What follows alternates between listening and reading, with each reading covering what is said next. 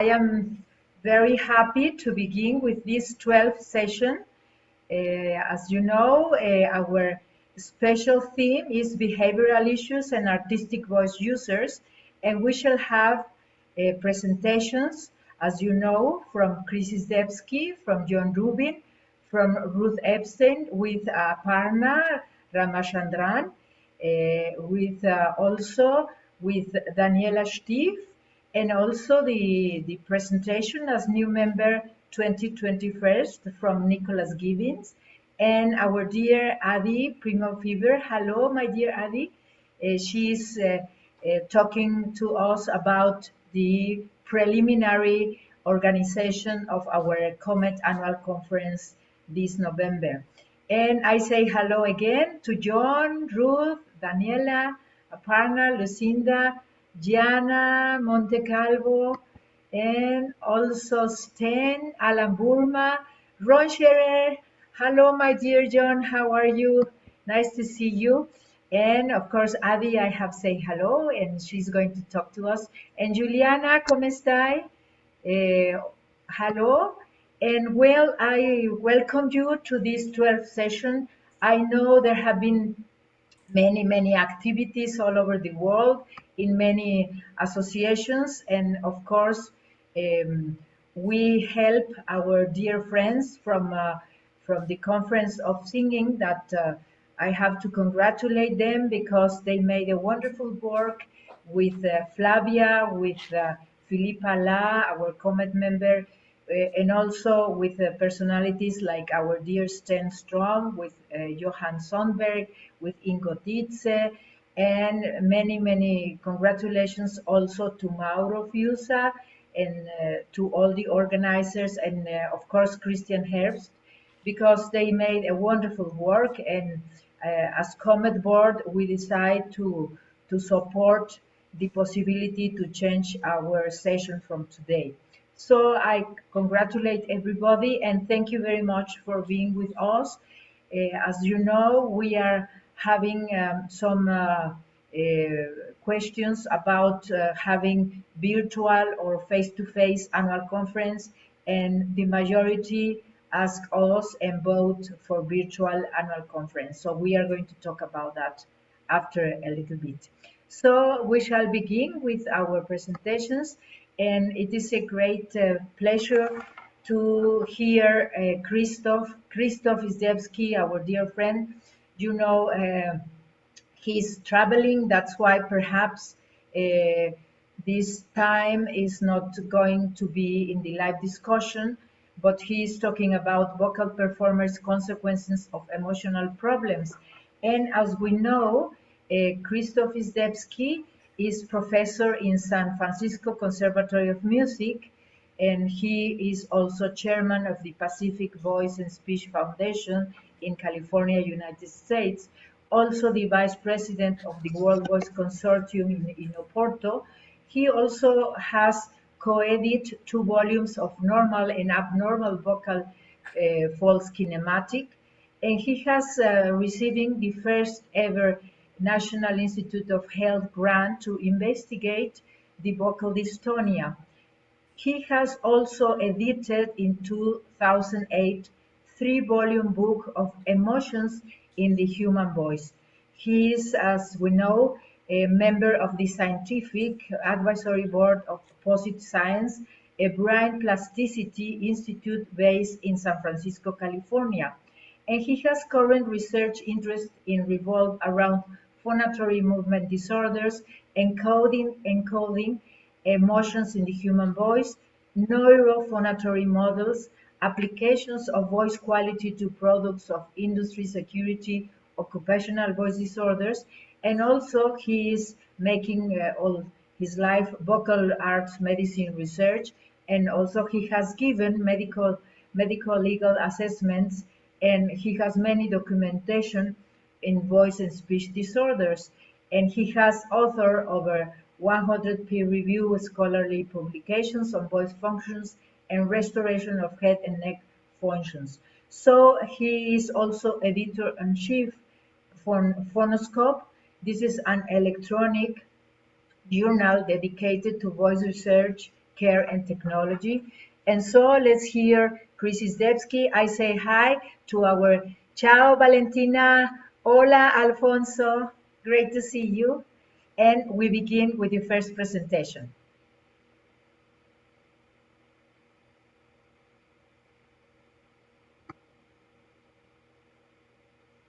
Good evening, Eugenia. I am very pleased that you have enough patience to organize this meeting for me again, actually for us. And your title that you gave me is very consequential for my life. It's very complicated, and I don't know if I'm going to actually succeed in expressing what are the emotional problems. It's very tricky business. But since you asked me to do this, and I respect you so much, and there's no choice for me but to obey you, and therefore I'm going to go over some observation on this topic based on my clinical exposure to very diverse type of vocalists over last 30 years. So in a general, emotional issues of artists have been very widely discussed in the relationship to painters. So we know that people talk about Van Gogh and Picasso and others, but lately the issues of vocalists are starting to surface. Unfortunately, there's very little of literature that is available to discuss and to address what do vocalists go through during their career. So what I want to discuss here, can you give me the slide back again? What I want to discuss here is what are problems, how they present in vocalists, what are the consequences, and is there voice clinicians' role of dealing with the problems that they present? So I have seen over 10,000 voice cases in almost my 45 years of clinical career, of which is no more than 15% are singers. And most of those singers report emotional issues. And some question is what those emotional issues are. So I would like to draw attention to readers and to listeners that I edited in 2007, 2008, 3 volumes of a book called Emotions in the Human Voice. In the first one is Foundation, second is Evidence of Emotions, and 3 is Perception of Emotions. Unfortunately, that book has to be bought through Plural Publishing. I have no access to it, and the only few volumes that I had, somebody took away from me and asked me to sign them, so I don't even have any left. So the question here is, vocalists can be affected by the same conditions of emotions as everybody else, but they may react much more negatively, specifically with the issue of burnout.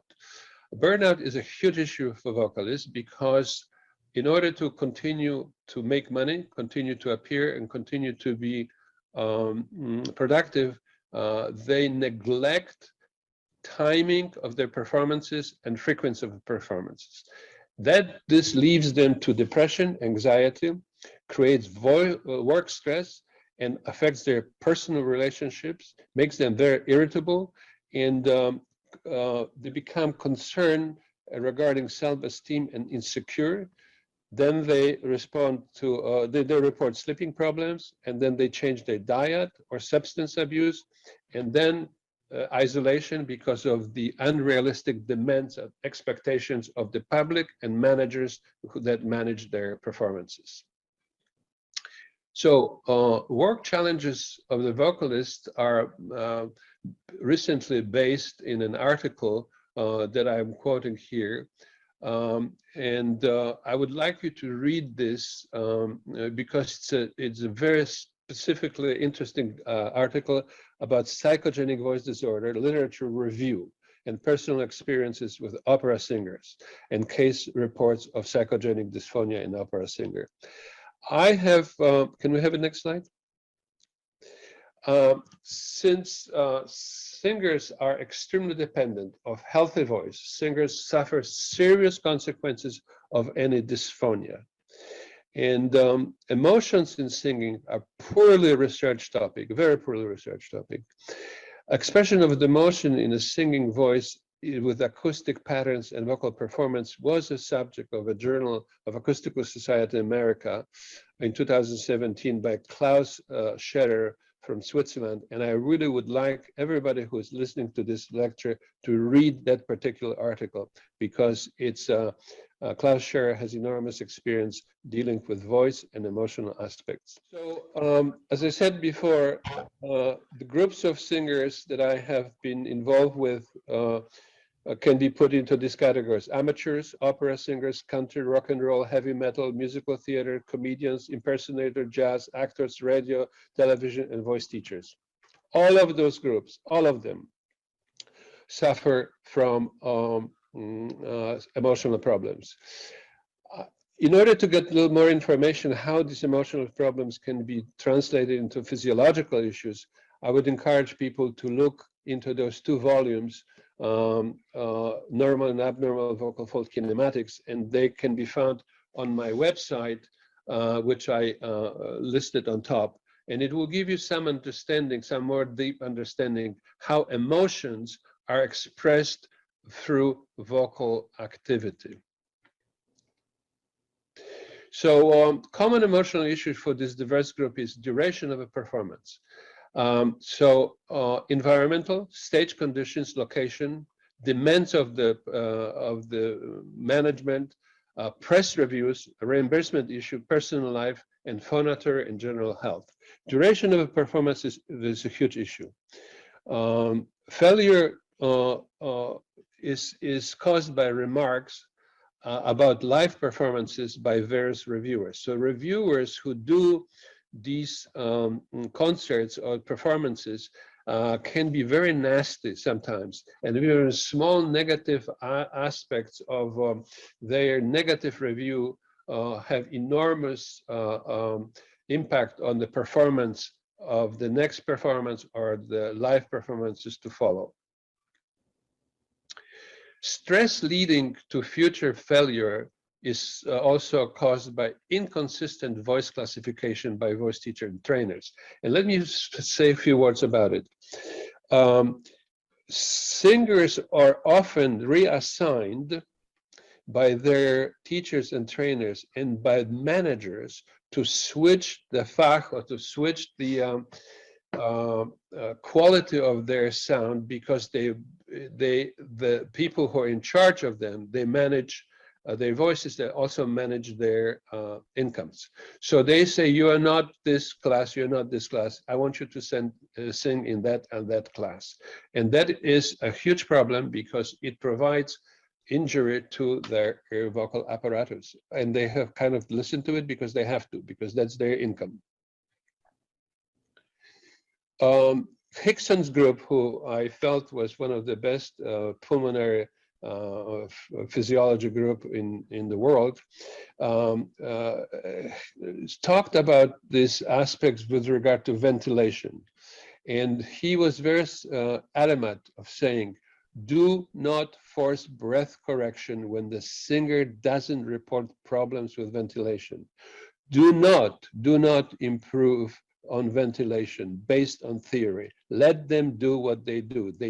If they don't have a problem with voice, don't force them to change ventilation system.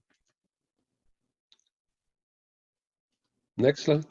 So breathing control in singing is different from control of breathing in normal respiration, because in singing it changes from automatic to voluntary.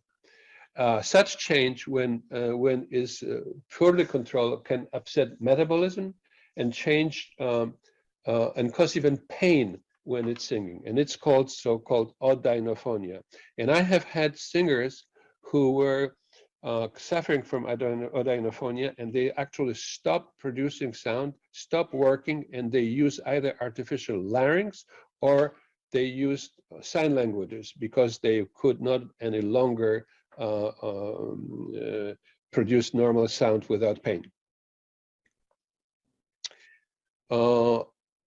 This video shows relatively minor mucosal problems. Apparently we have a very hard time showing this up, but if you look at the left vocal fold here, looks like there's nothing wrong, but yet there is no, the other focal fold, this one, no, the other one.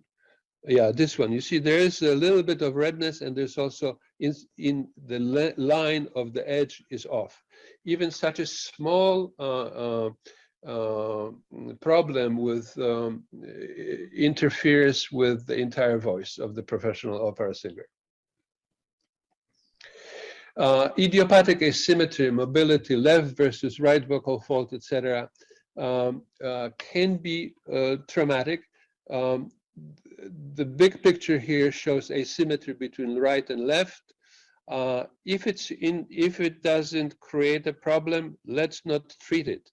The big slide on the right is slow motion, high speed. It will show you that false vocal folds will come together when approximation of true vocal folds is incorrect, and that is an issue.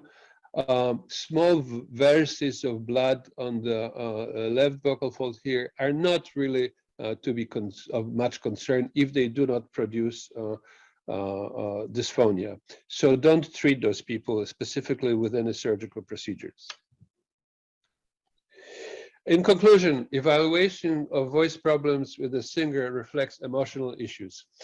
For us who deal with singers on many different levels, we must be, and I will stress it one more time, we must be supportive, helpful, understanding, and we must stick with our competence, not to be omnipotent and not to treat everything else. We have to refer to specialists that are professionals specializing in handling performance anxiety and others. We should stick only with the aspects that we can explain in acoustic or physiological terms, but don't try to be psychotherapists for those people.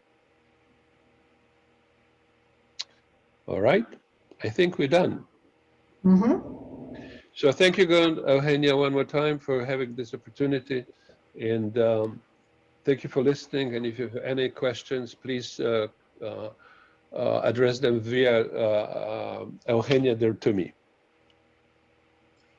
Thank you for the presentation, Chris. I want to thank him because he had a very successful eye surgery, and that's why he was all the time with these dark glasses, and it was a great effort. I tried to help, and unfortunately the videos could not be seen because of the compatibility, but anyway, we have his opinions, and these kinematics books, you can find them in Phonoscope webpage, and it's a very interesting. There are 2 volumes, and they are very interesting. Now, I am very grateful, and I thank very much Professor Dr. Ruth Epstein, because when we were talking about these behavioral issues that we are talking about today, she proposed me to talk from one of her PhD students, candidate for PhD degree. She proposed me that, and as we know, Ruth Epstein is head of speech language therapy services, is also consultant speech language therapist at the Royal National Ear, Nose and Throat Eastman Dental Hospital in London. She belongs also to the UCL Hospitals NHS Foundation Trust. She holds various honorary fellowships and associate professor positions at the Division of Surgery and Interventional Science, also in the UCL, and at the MGH Institute of Health Professions in Boston, as well as other academic institutions in the UK and abroad. Dr. Epstein founded a successful MCC course in voice pathology in 2003 at the University College of London, and is past president also of the British Voice Association. And Dr. Epstein has published, as we know, extensively on various aspects of voice and voice therapy, and her special interests are professional voice user, occupational dysphonia, and neurolaryngology. And the next PhD presentation from Aparna Ramachandran, I welcome her. She's a speech and language pathologist trained in Indian classical singer as an Indian classical singer, who is currently pursuing a founded PhD with City University of London. Her specialty and core interest involves assessment and management of singing voices, and her current research focuses on identifying self-reported voice problems and coping strategies in classical singers, that she's going to talk about that, associated in various clinics, university and research centers in India, also in the Netherlands and of course UK, and has also presented her work in both national and international venues. So welcome, Aparna, and we shall hear your presentation. Hello, everyone. My name is Aparna, and I am a speech and language pathologist currently pursuing a PhD under the supervision of Dr. Ruth Epstein, where I'm exploring coping strategies employed by classical singers. Dr. Epstein is also a co-presenter for this presentation. I would also like to acknowledge the other members of my supervisory team, Dr. Shashi Hirani and Professor Katerina Hillary, who have made substantial contributions to the work that I'm presenting today. Since singers encounter voice problems regularly across their careers, it becomes essential to explore how they manage their voice problems.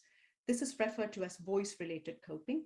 A formal definition of coping would be an individual's cognitive and behavioral efforts to manage the stress of illness, in this case, the stress being a voice problem.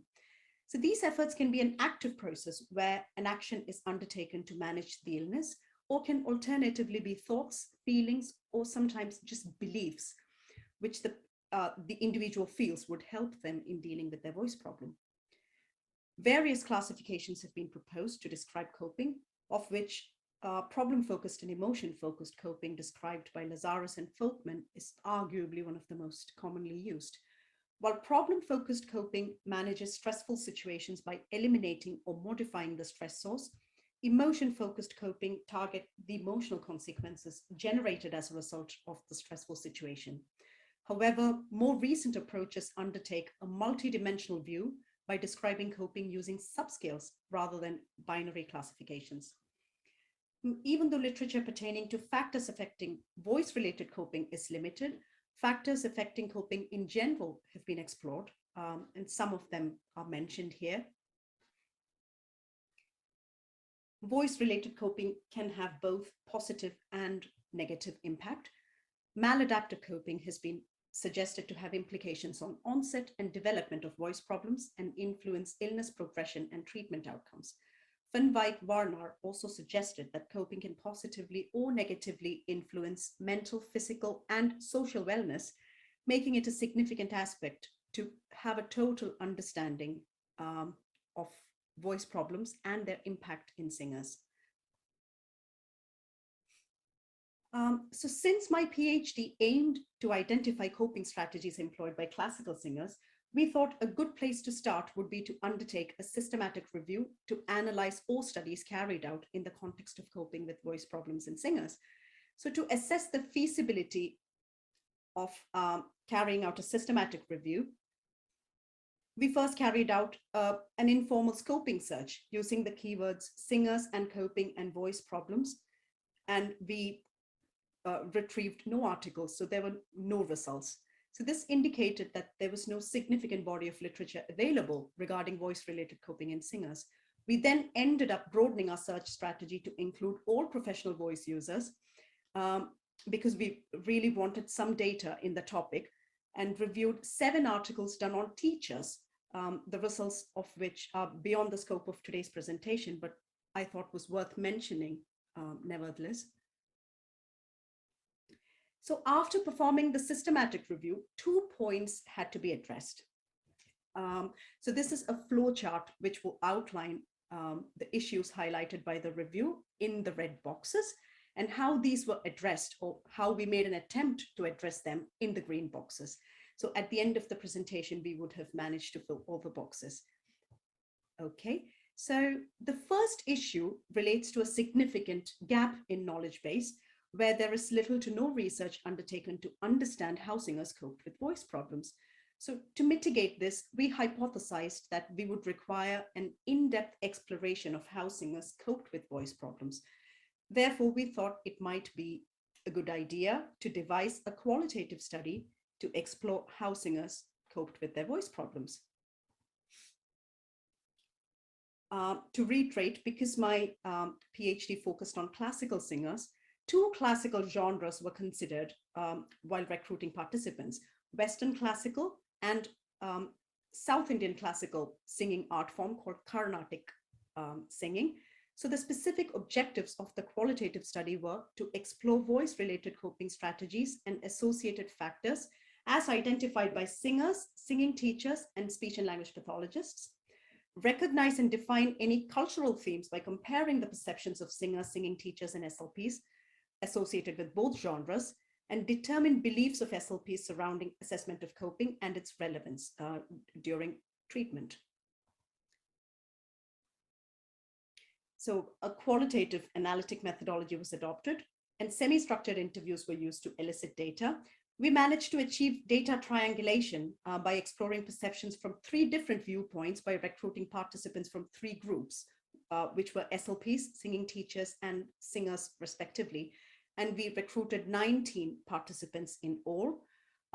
We used both snowball sampling as well as purposive sampling methods. We used interview guides during interviews pretty flexibly, and each interview lasted about 1 hour. The analysis of the data was done using framework analytic principles. So moving on to the results, 4 major themes were identified from the data, which were coping strategies employed by singers, assessment of coping, factors influencing coping choices, and impact of coping on singers. So these are the themes, and the first theme had 5 sub-themes as well, which basically indicated 5 types of coping strategies, which were seeking help, seeking information, self-help, seeking social support, and passive coping. Now, due to time constraints, only the themes and sub-themes in red will be discussed in today's presentation. Just a quick note on how I have presented the results. So the first block indicates the participant group. The second block reflects the ideas and perceptions of the group in relation to the theme. And the last block highlights a quote to represent the group. I'll try my best to include as many quotes as possible in the presentation. So a majority of SLTs highlighted the timeline surrounding treatment-seeking behaviors. So while SLTs dealing with Carnatic singers unanimously suggested that Carnatic singers almost always delayed seeking help or treatment, this was not indicated by SLTs handling Western classical singers. So here's a quote from an SLP who deals with Carnatic singers. So she says, singers don't come immediately when they develop these symptoms. For example, I saw a singer, she knew she had a problem, but still she was postponing because she didn't have time. So when she finally came, she had already developed bilateral vocal nodules. A few SLPs also suggested that singers often indulged in what they called doctor shopping, where they consulted multiple practitioners, which further delayed treatment seeking. Moving on to singing teachers, a few of them highlighted a culture of silence prevalent among singers, where there was a tendency to hush up or hide their voice problems. Another interesting point was surrounding the perceptions of singing teachers on seeking treatment for voice problems, where some of them believed that singers sometimes sought help too much, too quickly. So here is a quote highlighting this. So this is a Western classical singing teacher who says, I think they panic because their whole life depends on being able to sing. So as soon as something doesn't go well, they overreact and overcompensate and run to the ENT for everything.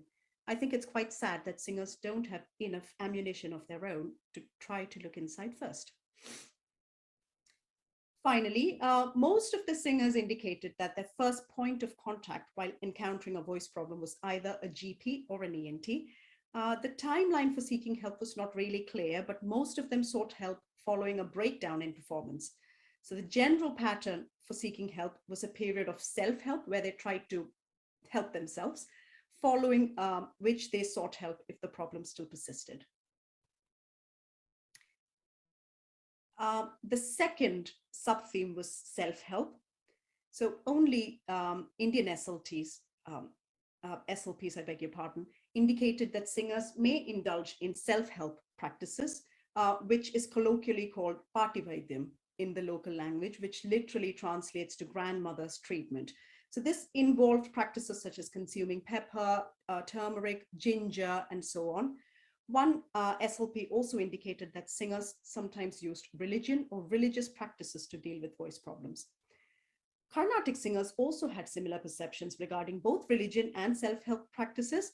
I think this quote from a Carnatic singing teacher sums this perception up pretty nicely. So she says X, she was referring to a singer. So X was there for this important concert and she was having problems on the day of the concert. I believe she just shut herself up, looked at God's photo, prayed to him with tears in her eyes. Later, X said, I went to the concert and my voice just opened up and I was able to sing. So how do you explain that? So among the singers, voice rest was a strategy mentioned by a large majority to deal with voice problems. Other strategies mentioned by a few were conservative voice use, gargling, and so on. And a few participants also indicated their reliance on religion. The next sub-theme was seeking social support, where again, only the Indian SLPs suggested that singers often consulted with their peers or significant others and also believed that this had a positive influence in timelines for treatment seeking. Interestingly, again, there were similar accounts provided by Western classical singing teachers this time, who mentioned that singers were gossipers and gregarious and would mostly share with their peers regarding vocal difficulties. It was most interesting to note that none of the singers reported actively seeking social support while encountering voice problems. In fact, on the contrary, a majority of them reported that it was rather unhelpful, which is clearly depicted in this quote by a Carnatic singer who says, not only that, if something like this happened to you, indicating if you had a voice problem, there will be a few sympathizers. Other than that, do not expect any support from anywhere. The next sub-theme was passive coping. So a few passive coping strategies such as denial, postponement, and deflection were indicated by some of the participants. So here is a quote from a Carnatic singer again, highlighting how singers may sometimes employ deflection. So she says, sometimes they switch over to an instrument. I have heard of some, yes. When vocal problems are there, they will take a violin or veena, which is a Carnatic musical instrument, and they will transfer their energies into that's there. The next theme was pertaining to assessment of coping. So only SLPs contributed towards this. So the practices and beliefs across participants was interestingly very similar.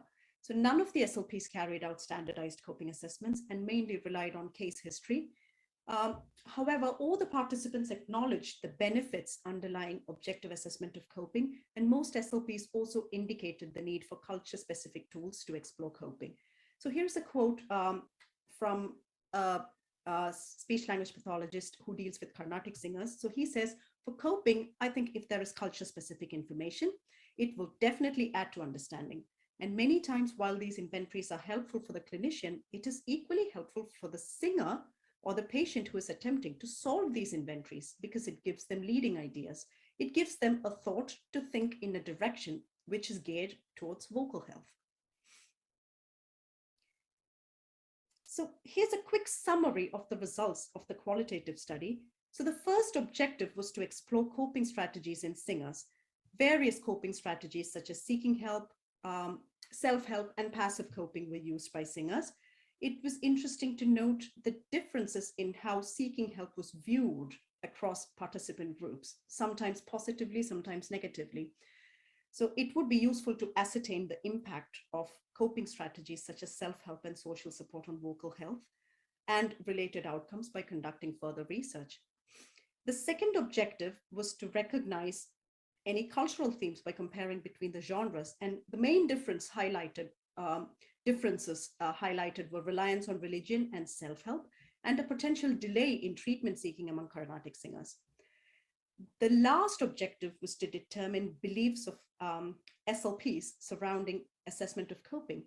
While all SLPs, most of them suggested that a formal assessment of coping was a beneficial addition during clinical voice assessments, a need for developing culture-specific coping tools was definitely recognized. So if we revisit the flowchart, the qualitative study was our first step in trying to attempt to fill the knowledge gap that we found. Following this, the results of the qualitative study was used to inform the development of a survey to further ascertain how singers coped with their voice problems, involving a larger cohort of classical singers. So we ran the survey early this year and received over 130 responses, which are currently being analyzed. So the second issue which came to our attention while carrying out the scoping review and the systematic review was surrounding how the Voice Disability Coping Questionnaire, or VDCQ for short, was used across journals. So to quickly recap, VDCQ is a context-specific self-assessment tool to assess voice-related coping, which was developed by Epstein et al. In 2009. So this is currently the only tool available which specifically assesses coping in the context of voice problems. So the scores are presented across 4 subscales, which are information seeking, passive coping, avoidance, and social support. So what we found is that there were many studies in the reviews which calculated a total score instead of calculating the subscale scores, which was conceptually inaccurate. So we recognized a need to simplify the scoring and the interpretation so we could ensure reliable and valid use of the VDCQ. So to mitigate this, we developed an easy to use online version of the VDCQ where the subscale scores are automatically generated at the click of a button.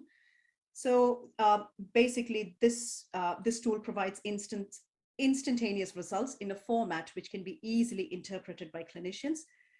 This is an online tool, like I mentioned, so it can be conveniently filled using any electronic device, and the results can be emailed to the email address provided when you fill out the form. So this is the link to access the online version of the VDCQ. And this is a snapshot of how it looks like. So as you can see, it's a very straightforward format. And this is how the scores would be presented to the clinicians. So you get bar charts as well as spider plots, and the results are already presented to you in a way which is easy to interpret. So just a few final comments. Coping is a significantly underexplored concept, despite its relevance in onset, development, and maintenance of vocal health, and its role in influencing behavioral modification.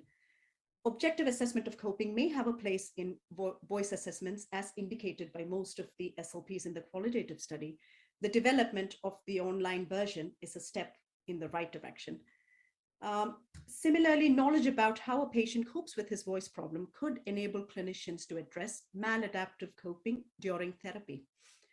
There are also indications to assume that culture could influence coping, so there's certainly a need for culture-specific tools to assess voice-related coping reliably. Finally, a need for empirical studies to ascertain the impact of coping on treatment outcomes and long-term efficacy involving all professional voice users is warranted. I would like to personally thank Dr. Ruth Epstein and the organizers of this session for giving me this fantastic opportunity to present my work. Thank you so much. Thank you very much, Aparna. This is of great interest, your contribution to our comment session. We shall have, as you know, live discussion after that. And now it's a pleasure and an honor to present our dear Professor Dr. John Rubin. He's going to enjoy us with the stress and the artistic voice. And as you know, in the curriculum of John, he is ENT surgeon at UCLA, and is lead clinician for voice disorders at the Royal National ENT Hospital in London. He is also honorary consultant ENT surgeon at the National Hospital for Neurology and Neurosurgery, where he co-leads the voice and swallowing unit. He has clinical practice to laryngology, chronic cough, and swallow disorders also. He is honorary visiting professor at the School of Health Sciences, in the City University of London.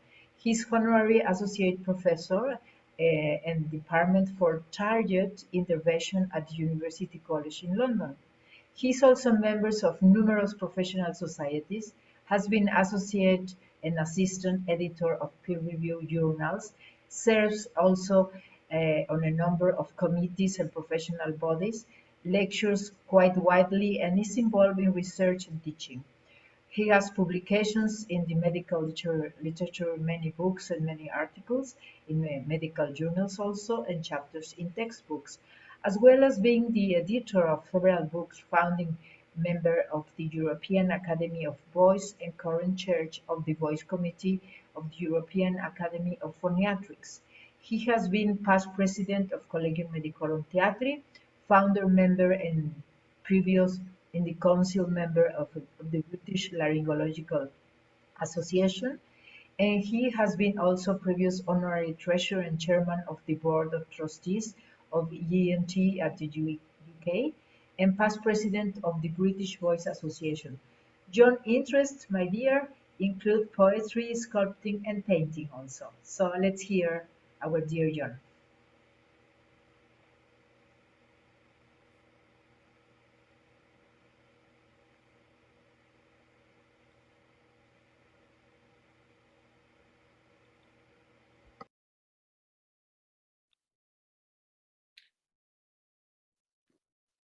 Dear Eugenia, thank you so much for inviting me to speak today. Dear friends, I'm going to be talking to you for the next 15 or 20 minutes about a very important subject about stress and the artistic voice. I dedicate this talk to Karen Horney, who I'll tell you about in a moment, but I'd like to give special thanks to Arnold Aronson, speech therapist, Morris Greenberg, psychiatrist, David Junkos, Diana Kenny, and Deborah Rosen, psychologists, all of whom I've utilized materials for this talk. So who is Karen Horney? Well, she was a German and then later in life an American psychiatrist. She worked with Freud and then fell out with him substantially. She was extremely influential. In fact, she had seminal ideas in terms of theories about neurosis. In particular, one of her ideas that I think are very applicable to singers presenting with hoarseness relates to what happens to children. And this was very new in her. She basically developed this.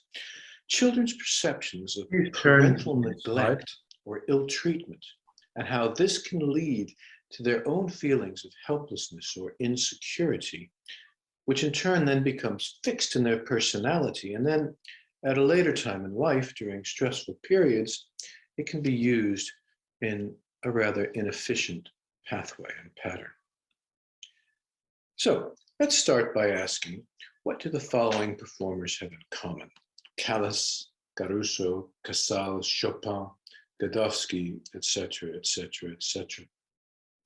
Well, according to Kenny, in the 2011 book, The Psychology of Music Performance Anxiety, they all suffered from music performance anxiety. And Kenny quotes Yashimeshki in the book about Chopin as, "I'm not fitted to give concerts. The audience intimidates me. I feel choked by its breath, paralyzed by its curious glances, struck dumb by all those strange faces." Now, there's no question that stress causes illness. I mean, there's evidence-based research. It has cardiovascular implications. It impacts upon the central nervous system, mental health, of course. It has impacts on the digestive systems, the endocrinological systems, immunological systems, etc., etc. And there is some recent evidence in terms of chronic stress and actual cellular aging, whereby it's been argued that 1 year of chronic stress is the equivalent of 6 years of cellular aging. And the costs are enormous. These numbers are just pre-pandemic, but they're still germane.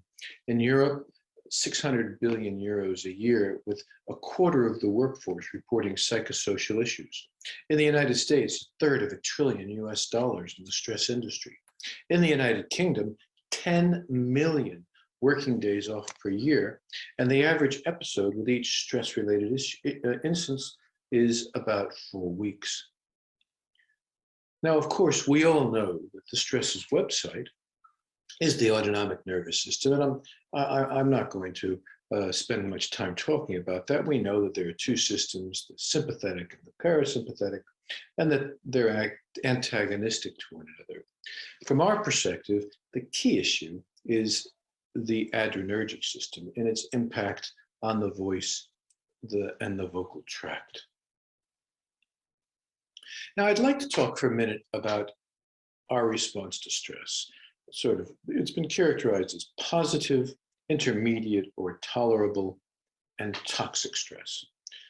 Now, for example, my talk right now to you is causing physiologic changes in my body. My heart rate's going up, my blood pressure's going up, I'm releasing cortisol, etc. But my body will rapidly go back into a homeostasis, and hopefully it'll be absolutely fine. On the other hand, if I were being audited for my taxes, that would be a different story, in that I would have some rather significant short-term but systematic changes in my body and in my homeostasis. But eventually I'd bring in a tax accountant, etc., and hopefully things would be okay and things would settle. On the other hand, if you think for a moment about those poor people, particularly the poor children who were living for weeks underground at Mariupol, the kind of stress that they must have been exposed to had to have been extraordinary. And in circumstances like that, you can imagine that this type of prolonged activation in children can actually disrupt the brain architecture and leading to a chronic stress response. Now, SAMHSA, which is the Substance Abuse and Mental Health Service Administration in the US Department of Health, and it's quite a substantive organization. Its funding request in 2023 is just under 11 billion US dollars. When it talks about how toxic stress can affect health, in its website, it notes that individuals can undergo the experience of events that overwhelm individual capacity. And it goes on to say that the earlier in life the effect, the greater neurodevelopmental issues and long-term effects, for example, endocrine, epigenetic, etc., as we've just discussed.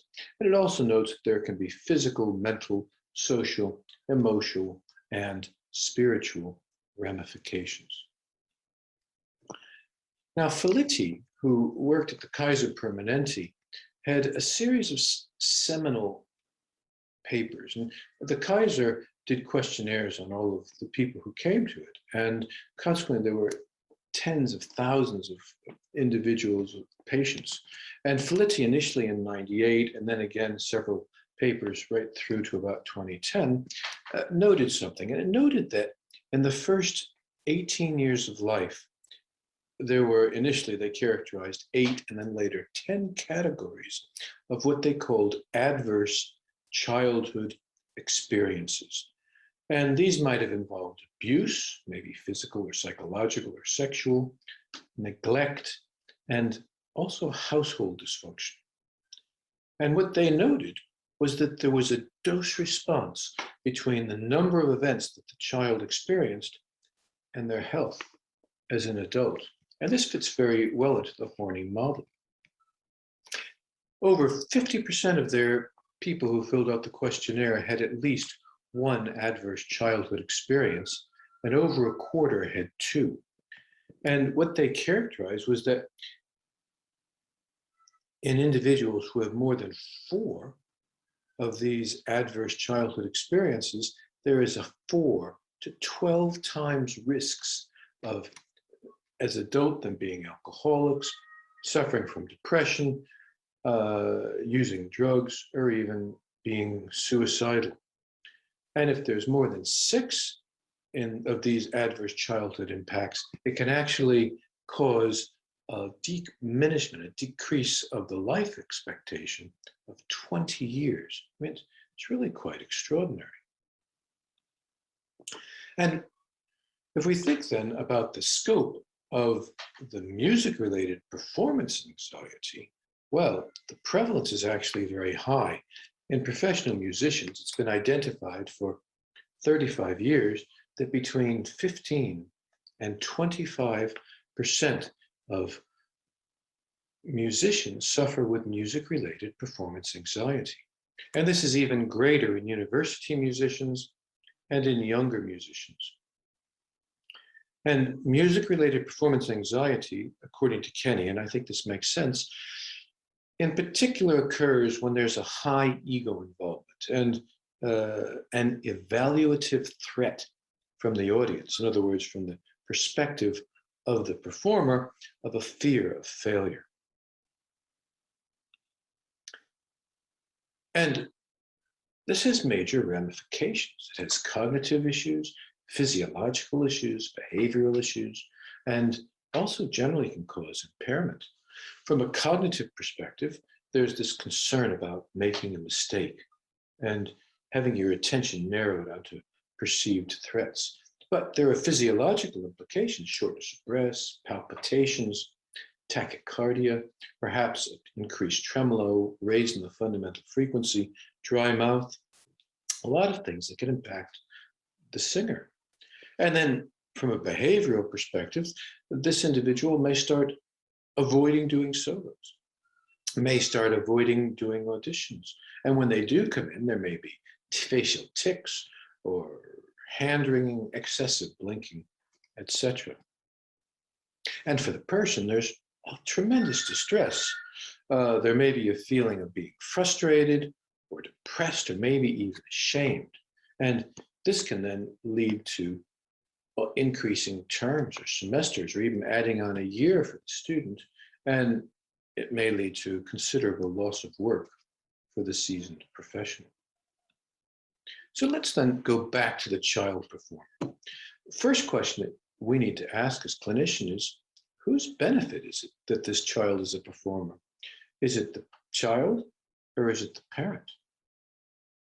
We know that at an early age, there's a great desire to please parents.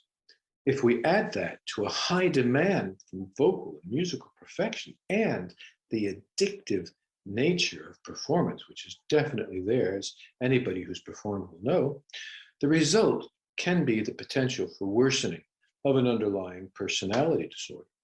And that brings us right back to Karen Horney.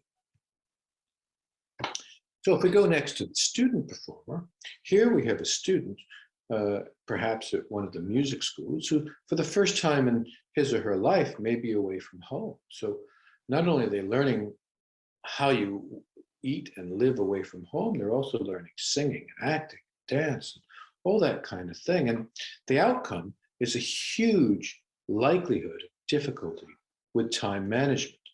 And in response to this, there's likely to be stress. And this performer, if they have child-learned neuroses, is likely to fall back on them again. So now let's move on to the mature performer. And a lot of this work comes from Arnold Aronson and from Deborah Rose.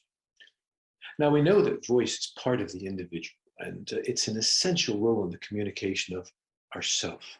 And thus, there is this particular potential for a psychological issue. Rosen notes that self-esteem may be who we believe we are, plus what we have chosen to do. And remember, that applies to us as surgeons as well. So in the artistic voice area, there may well be what she calls a possible psychological double exposure in difficulty in distinguishing ourself from our voice. Where in our instance as surgeons, are being surgeons from ourselves. So now we add on some psychological or stress drivers. And in performers, I mean, there are enormous non-medical issues like the need for recognition, fear of being left out or forgotten, and on the obverse, the enormous fear of bad social media. Throw in the fear of COVID, issues with the performance schedule, and now a new voice issue. And you can just imagine what kind of an emotional stew we're dealing with. So the outcome could be, as Rosen notes, self-alienation. And in Rosen notes that self-alienation occurs when our voice is no longer us. And going back to Karen Horney again, this fits in incredibly well with her construct about the real self and whether or not it matches up with the idealized self.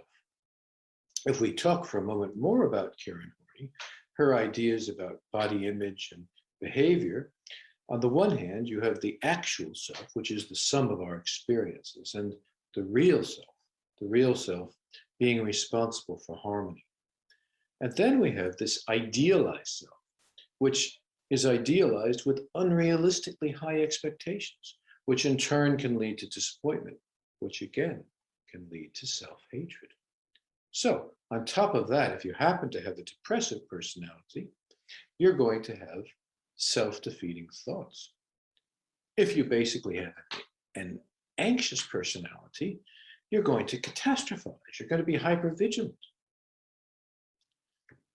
And now along comes a vocal issue.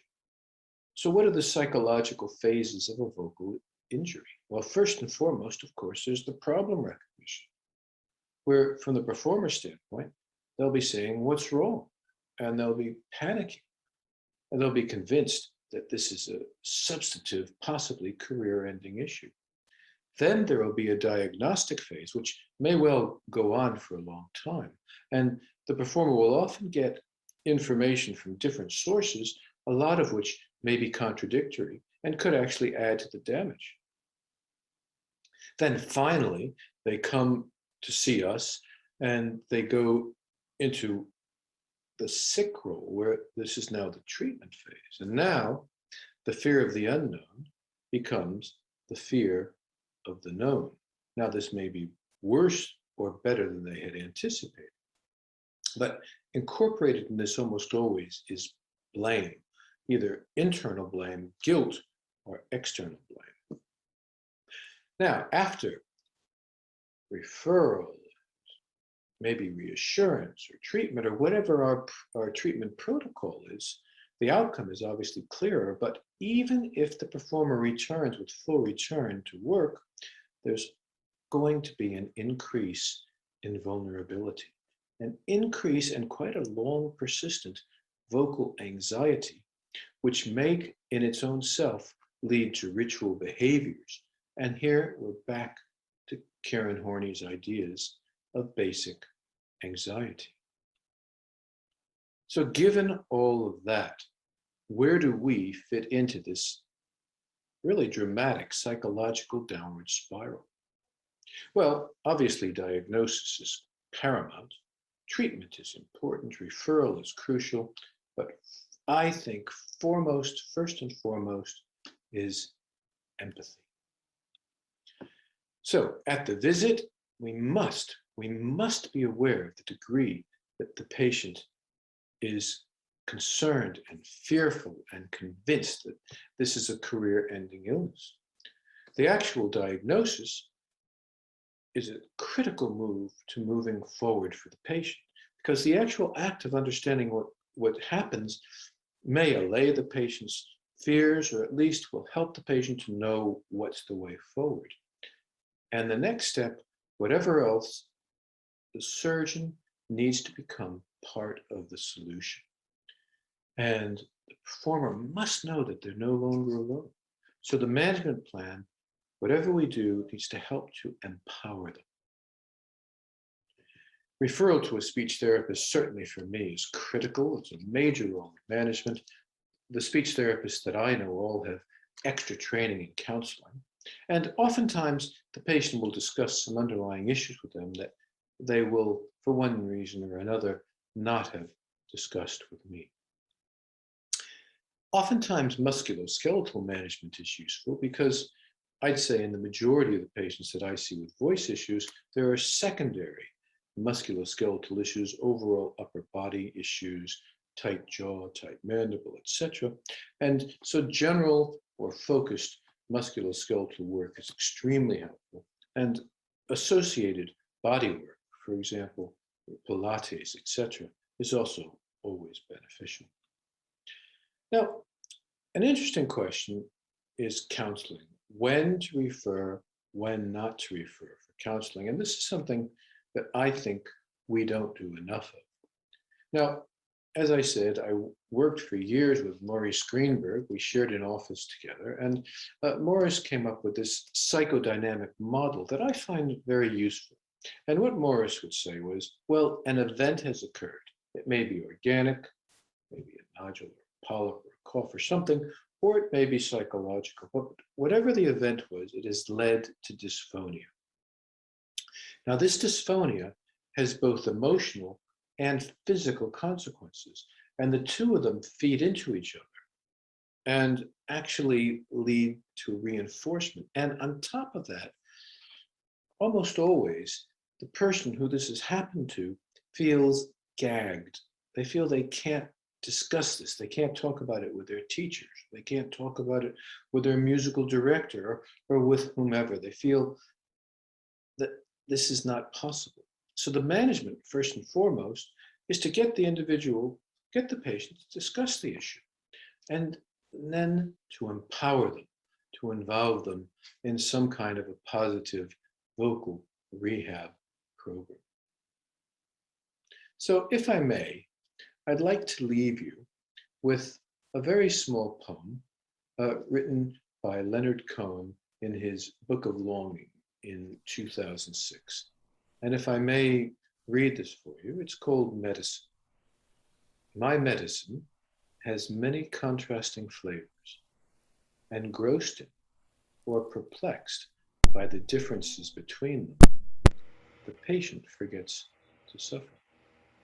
Thank you very much for joining me. Thank you very much, dear John. It is a pleasure to hear you.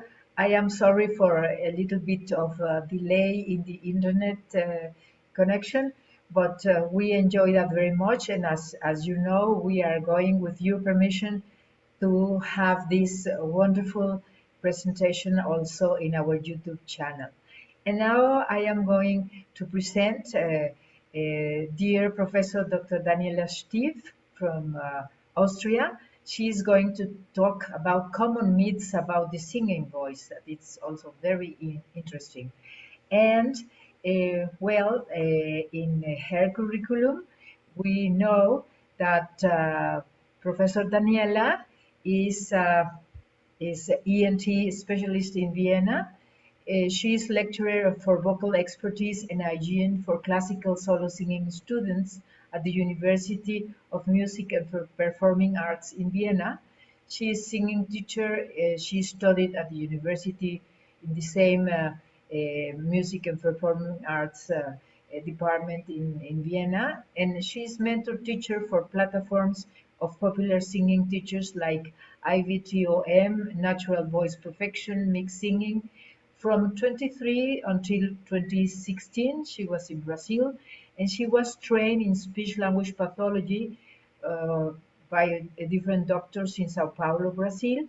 He was guest at the Instituto de Laryngologia and with our dear friend Dr. Paulo Pontes in Sao Paulo, Brazil. She has organized international cooperations and conferences about singing voice in Brazil, also with UNIFESP, with UNB, with Centro da Voz, with Dr. Don Miller, with Dr. Herbert No, and Dean Kelly. So we shall enjoy the presentation of Daniela Stief. Thank you, Daniela. And well, I have this is a small time for having a great greeting, Lieber Professor Wolfram Steiner. This is great that you are here with us. Also, Andrea Ricci Macarini is with us, Iris Rodriguez from Buenos Aires. Hola, querida Iris. And also Julian McLachlan is visiting us, and this is great that you are here. And now we shall begin with the presentation of Daniela.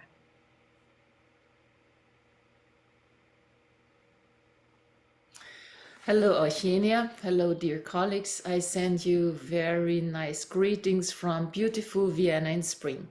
My name is Daniela Stief, and I teach Stimmkunde at the University of Music and Performing Arts.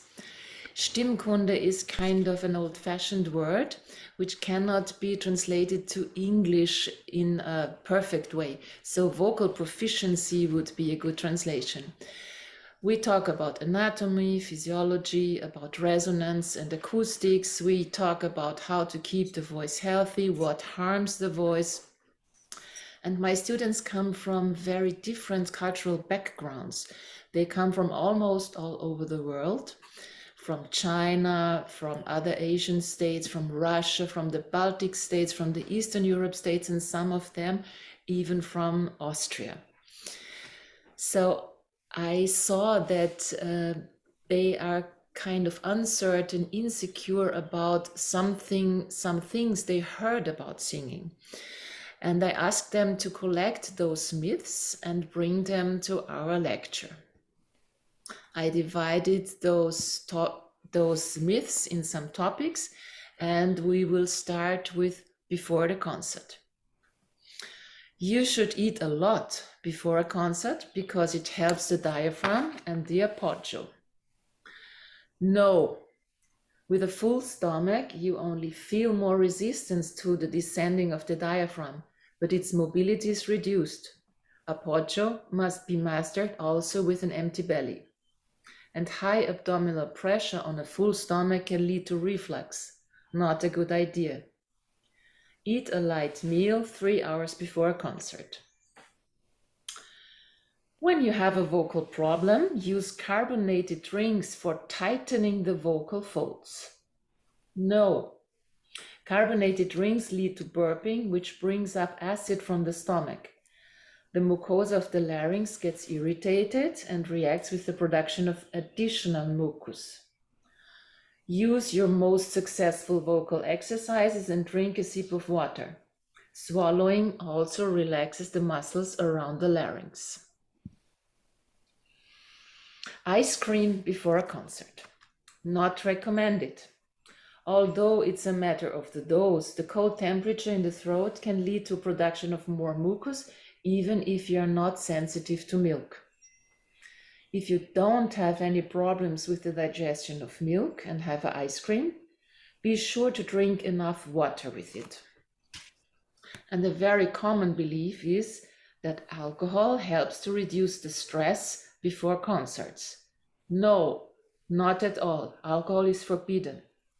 From transit education, we know that alcohol reduces your self-assessment and concentration from the first sip on.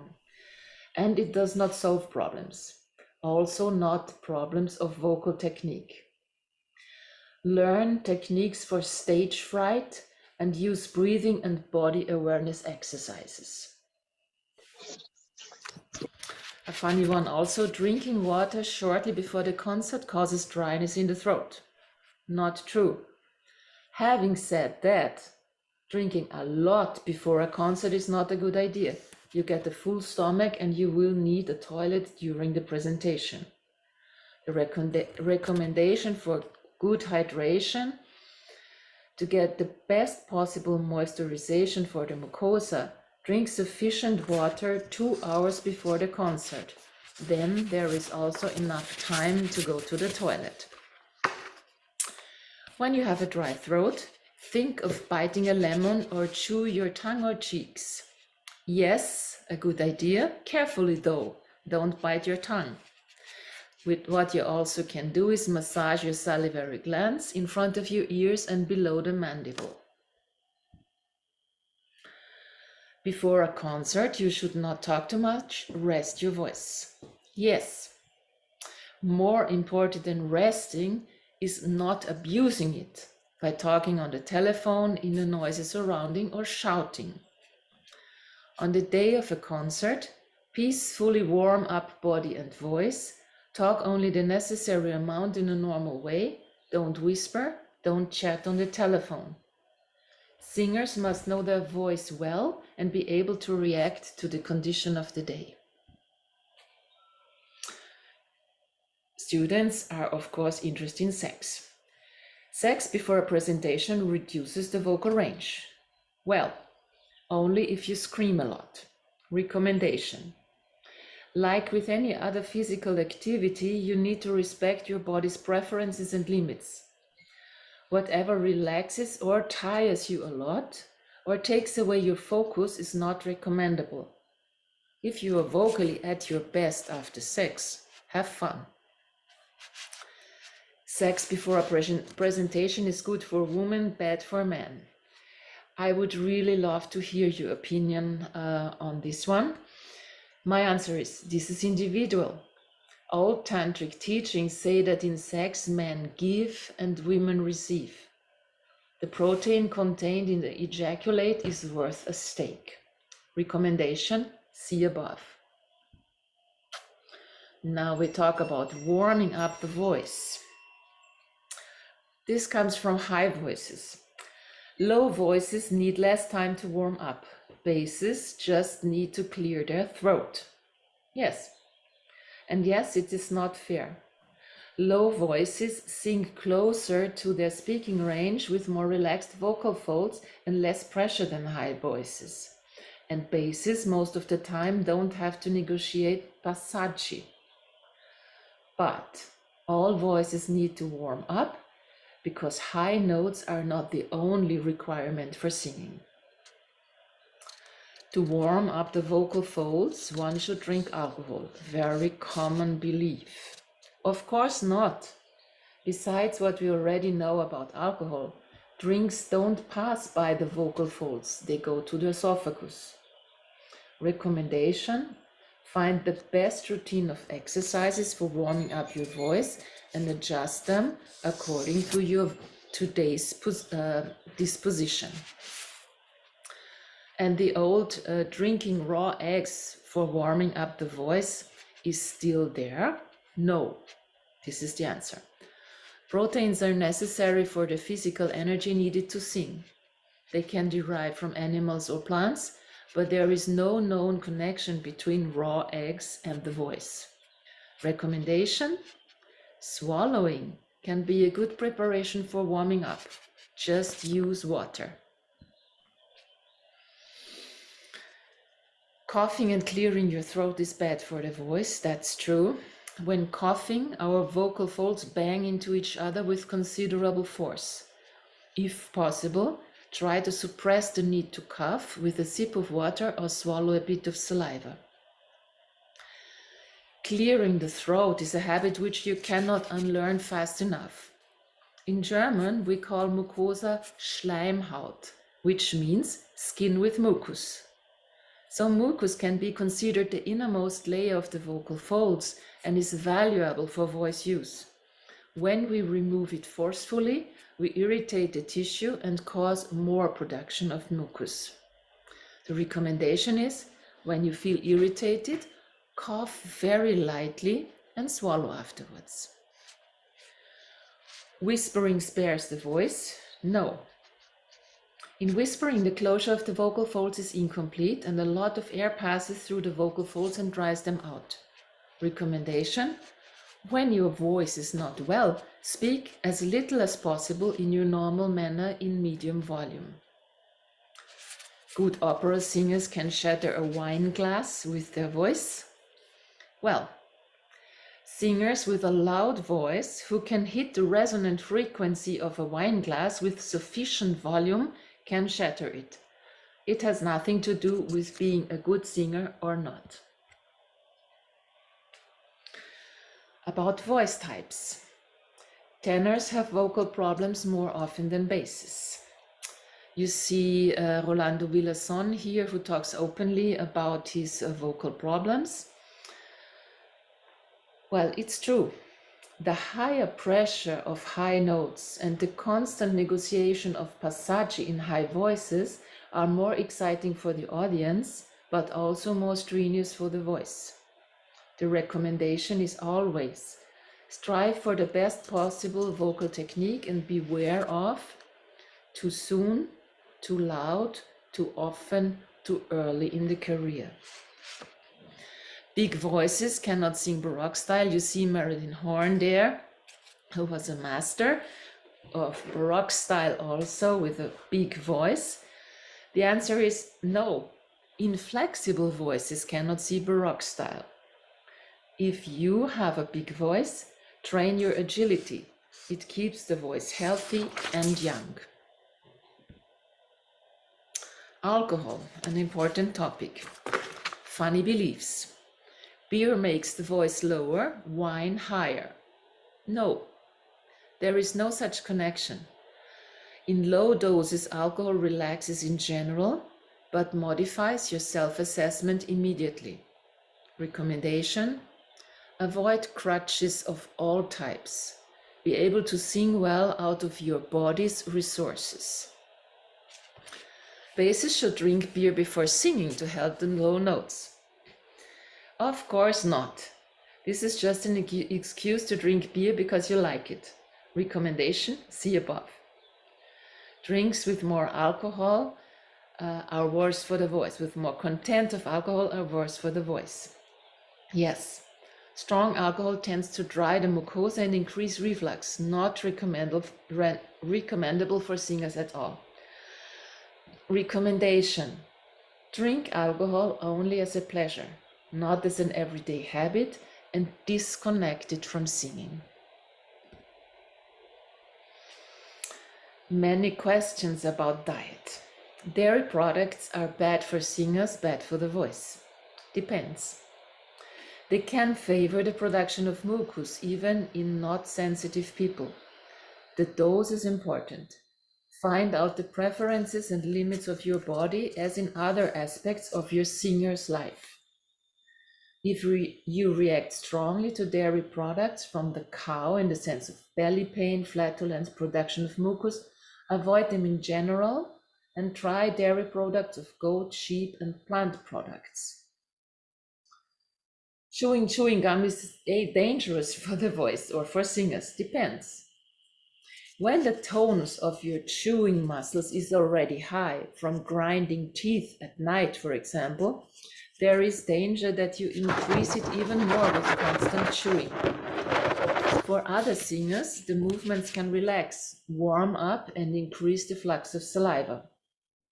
Recommendation: use chewing gum deliberately for pleasure and as an exception. Another funny one: orange juice produces thicker mucus than apple juice and should be avoided. Depends on the content of the acid. There are sweet oranges and sour apples and vice versa. A bit of acid can stimulate the salivary glands and help moisturing the mucosa. A lot of acid can stimulate reflux and the production of thicker mucus. Recommendation: use fruit juices only diluted with water because of the sugar content and the drying effect of the mucosa. Pure and good water should become your most used drink. In winter, hot tea and hot and light tea. Sodas are bad for singers. Yes, they are bad for everyone because of the high sugar content, the tendency to stimulate reflux, especially when burping. Avoid them. Even so, avoid energy drinks. Produce your own energy peaks out of your mental and physical resources. Carbonic acid is bad for the voice. Depends. It's not bad in itself. It is individual and a matter of dose. See above. Use carbonized drinks deliberately for pleasure and as an exception, and disconnect it from the use of singing. Important issue: chocolate. Chocolate is bad for the voice. It depends. A lot of chocolate is bad for everyone. Too much sugar in too short a time. If you have a craving for chocolate, eat one piece. Unless you're sensitive to milk products, then eat fresh or dry fruits or other healthy sources of sugar instead. Chocolate may not be eaten before singing. Better not. Although Joyce Di Donato, a very famous mezzo-soprano, tells in her blog that she eventually has a chocolate bar during an opera performance for the calories she needs. But she admits that she is better off with an apple. Recommendation: try banana instead and find out for yourself. Milk chocolate is worse than chocolate with a high content of cacao, like 70%. Yes. The more sugar and the more content of dairy, the more the tendency to cause reflux and increase the production of mucus. And it's individual. Chocolate with 70% content of cacao can even be used as a remedy for premenstrual dysphonic syndrome for the cacao's antispasmodic properties. And now about the singer's body. This is a funny one. A big head is good for singing because there is more space for resonance. If I receive this myth after the lecture about resonance, I want to kill myself, but because I see that they didn't think and didn't digest in their brain what we talked about. The answer is no, of course not. The laws of physics and resonance tell us that the relation in and between resonance spaces are important, not the overall size.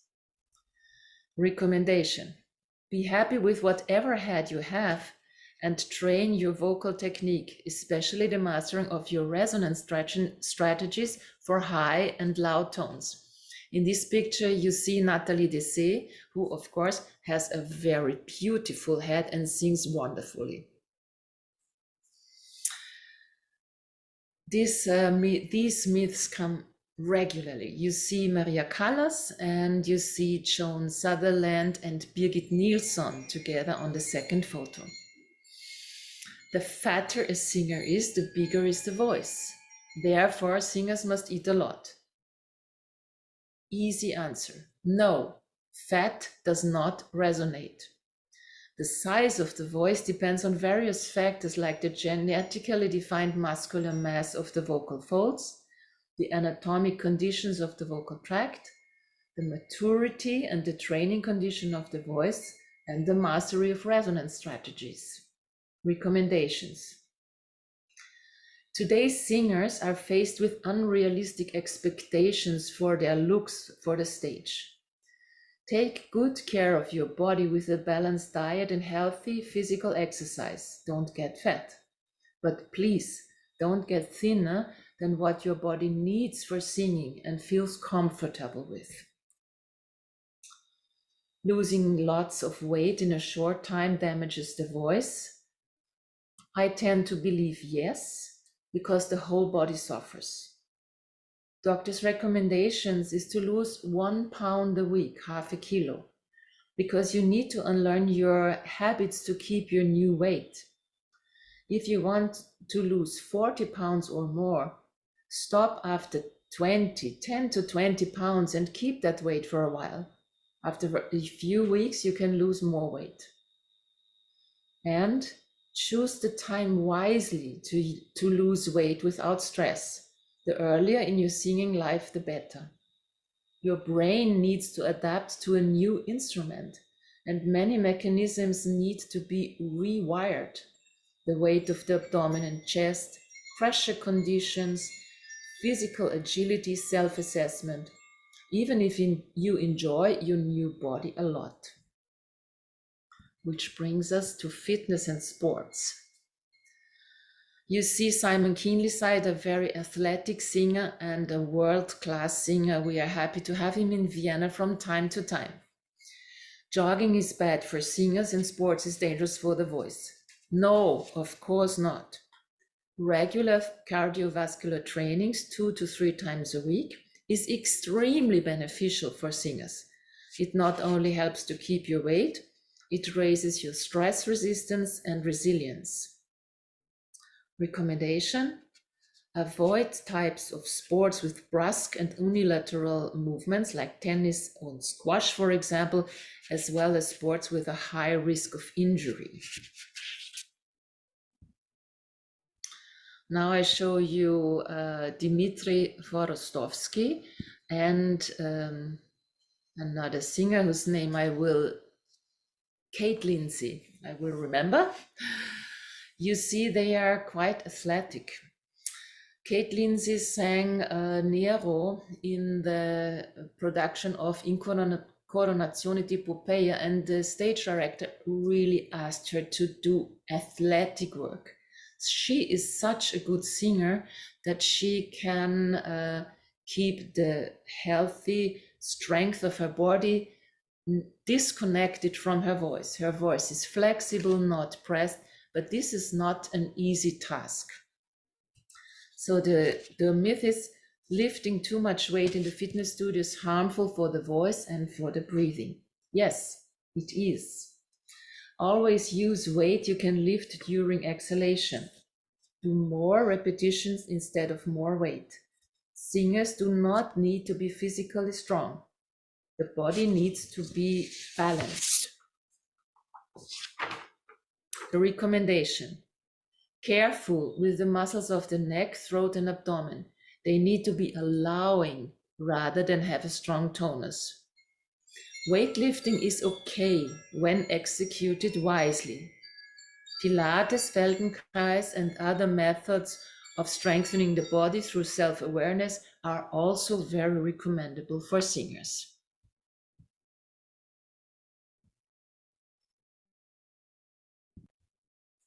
Hormones.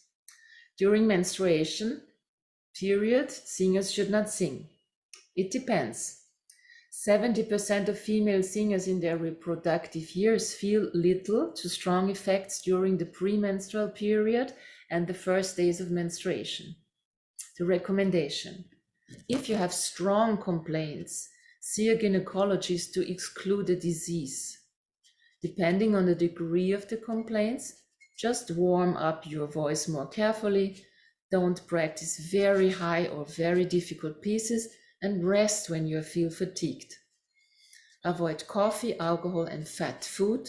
Ingest cacao, more than 70% in the chocolate. Vitamins and minerals suggested by your doctor. After giving birth, women have a rounder, fuller, and warmer voice. Yes, you sound as you are. Not only the influence of hormones during pregnancy and birth have an influence, but also the psychological aspect of love and care of a mother nurturing her child. Weather and climate. Is it true? The cold is harmful for the voice. No, but a big difference of temperature can be challenging for the voice. Very cold outside and warm inside the rehearsal room, or hot outside and air conditioned inside. The recommendation: be early for rehearsals in very hot or cold weather and give the voice time for acclimatization before singing. Protect the neck of cold drafts. Muscles get stiff with the cold. Use warm enough clothes in the winter and protect your ankles, wrist, and neck. Again, don't create crutches where they are not needed. Another funny one: when it's cold outside, singers should always use a scarf also inside the house. I would say no. Please do not create crutches. The common cold. During a common cold, singers should always rest their voice. Depends. If the infection is only producing symptoms in the nose and the head, you can sing with a careful attitude. If the larynx itself is involved with coughing or pain, please do not use your voice. See a doctor familiar with the special needs of singers. Take the prescribed medicine and rest your voice. Many singers like natural products and say homespun remedies are better than allopathic medicine. Depends. In the very beginning of a cold, you can use homespun remedies approved by personal success. Inhale, drink lots of tea, and rest your body. If an important concert is approaching, appropriate anti-inflammatory drugs may be the best choice. Never use a new drug before an important concert, and always ask the prescribing doctor for side effects concerning the voice. And then there is honey. Honey always helps the singing voice. Some people even believe that they can sing better with honey. Honey is a remedy and pure sugar on the chemical side. Recommendation: use it distinctly and look for organic products without agrotoxics. After inhalation, you should not sing. Depends on the inhalation device. If you inhale just for moisturizing using an ultrasound inhalator with cold steam, you can even do warm-up exercises during inhalation. The recommendation: warm inhalation dilates the blood vessels also on the vocal folds. So wait some minutes and start singing in very small steps in low volume after inhalation. And then there is a fear, like singers can lose their voice because of a common cold. It's very unlikely. All diseases caused by a virus can theoretically affect the nerves responsible for the larynx, but is more likely to win in the lottery. And now some aspects of vocal technique. When a singer has a bad vocal technique, she gets sick or catches a cold more easily. No, infections are caused by virus and bacteria, not by vocal technique. Recommendation: bad vocal technique can leave you with a chronically irritated mucosa and dryness, which makes it more susceptible for infections. A singing style with a lot of pressure can cause discomfort through tight muscles in the note and in the neck, which you can feel like a sore throat. Always use the best possible singing technique. And then there is a question about crossover. Classical singers can at the same time sing successfully in other styles. My answer is: be aware. There are no examples of singers who can perform high-level classical singing and other styles at the same time / for a long time. You see Peter Hoffmann there, who sang rock and Wagner, which he could do for some years, and then he was not able to sing anymore. A beautiful voice, a beautiful and wonderful voice. Growl, grunt, and other vocal effects can harm the voice. Yes, for classical singers, it's not a good idea to practice effects distant from their own style, like yodel, growl, grunt, or other special effects of the voice. These effects train adjustments in the vocal tract that a classical singer works hard to lose. So I hope there were interesting aspects for you as well, and I am eager to hear if you have any other suggestions for these questions. Thank you. Thank you very much, dear Daniela. I think the presentations of Hello, today Achille. have been great, and I thank you very much, all our speakers. And I would like to say hello, Cara Orietta, que gusto. That this is very nice that you are here with us. Also, our dear Professor Johan Sundberg. Dear Johan, thank you for being here. Ilter Denitsoglu, wonderful to have you here. Hello. And Adam Rubin, he's from the States, as you know. Hello, dear Adam. And our dear Tom Harris. Tom Harris, all the time, wonderful that you are with us. Now, our dear friends from this session, we are going to hear the presentation of this wonderful new member 2021, Professor Dr. Nicholas Gibbons from England. Thank you.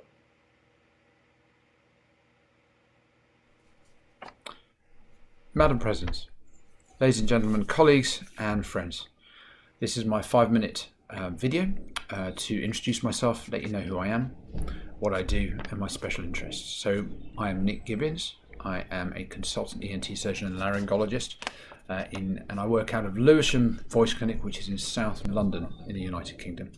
I have a large voice clinic, and I see probably up to about 1,000 patients a year, a little less through COVID, of course, but that was the average number.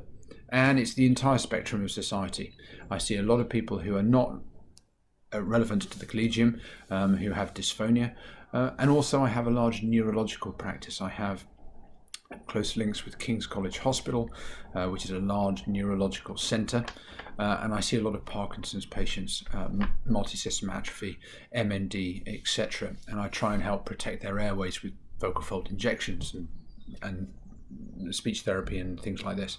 However, with regards to the professional voice user, I have a large practice. I see an entire spectrum: actors, newscasters, comedians, spoken word artists, but also, of course, a lot of singers. Now, in my case, I do see classical singers, but they're not the majority. In my practice, the vast majority either rock and pop or musical theatre singers. In South London, there are a number of colleges that I have links with, and they send me often very young, late teenage, early 20s singers who are training up to be musical theatre singers and performers, and who are struggling for whatever reason. These include the Emmerdale Academy, Bird College's Sidcup, and if you've seen Hamilton recently, which is excellent, a lot of the singers, certainly in the London production, were all from Bird College, which is fantastic to see. Central, Erdang, BIM, CCM, a number of musical theatre and contemporary music colleges. I have lectured classically to the Royal College of Music, the Royal Academy of Music, Guildhall, and even at the Royal Opera House on vocal health and what to do when your voice goes wrong. I have a real thing about making sure that the singers are aware that they are not just singers, they are vocal athletes. And as athletes, it is very rare for an athlete to go through their entire career without getting an injury, and therefore it's very rare for a singer to go through their entire career without an injury. And instead of trying to hide it under the carpet, it's trying to instill them with confidence to go and get help early, to build a network of people around you that you can go and see, who will be able to get you singing as soon as possible. I have a special interest in scars, vocal fold scars and sulcus, and I've lectured nationally and internationally on this. I also have it's a pretty niche area of interest, which I picked up and extrapolated from my predecessor and friend Tom Harris, who had a real amazing knowledge and interest in the biomechanics of the larynx. I've also got extremely interested in this, but I have a number of patients who have distal drivers that are causing muscle tension imbalance in and around the larynx. And what I mean by that is the vocal folds are normal. There is asymmetrical tension in the neck, but actually that tension is coming from their shoulder, their rib cage, an asymmetrical hip, a knee replacement, a plantar fasciitis, something like that. You find the originating source, treat it, and their voice gets better. It's fascinating to see. So that's my real specialist interest at the moment. I do want to thank, first of all, the Collegium for accepting me into a group of what I think is like-minded people who have the singer's interests at heart, best interests at heart, but also to my trainers, who's Mairead Harries, who's in Brighton, that some of you may know, and Tom Harris, who I've already mentioned, whose practice I took over in was originally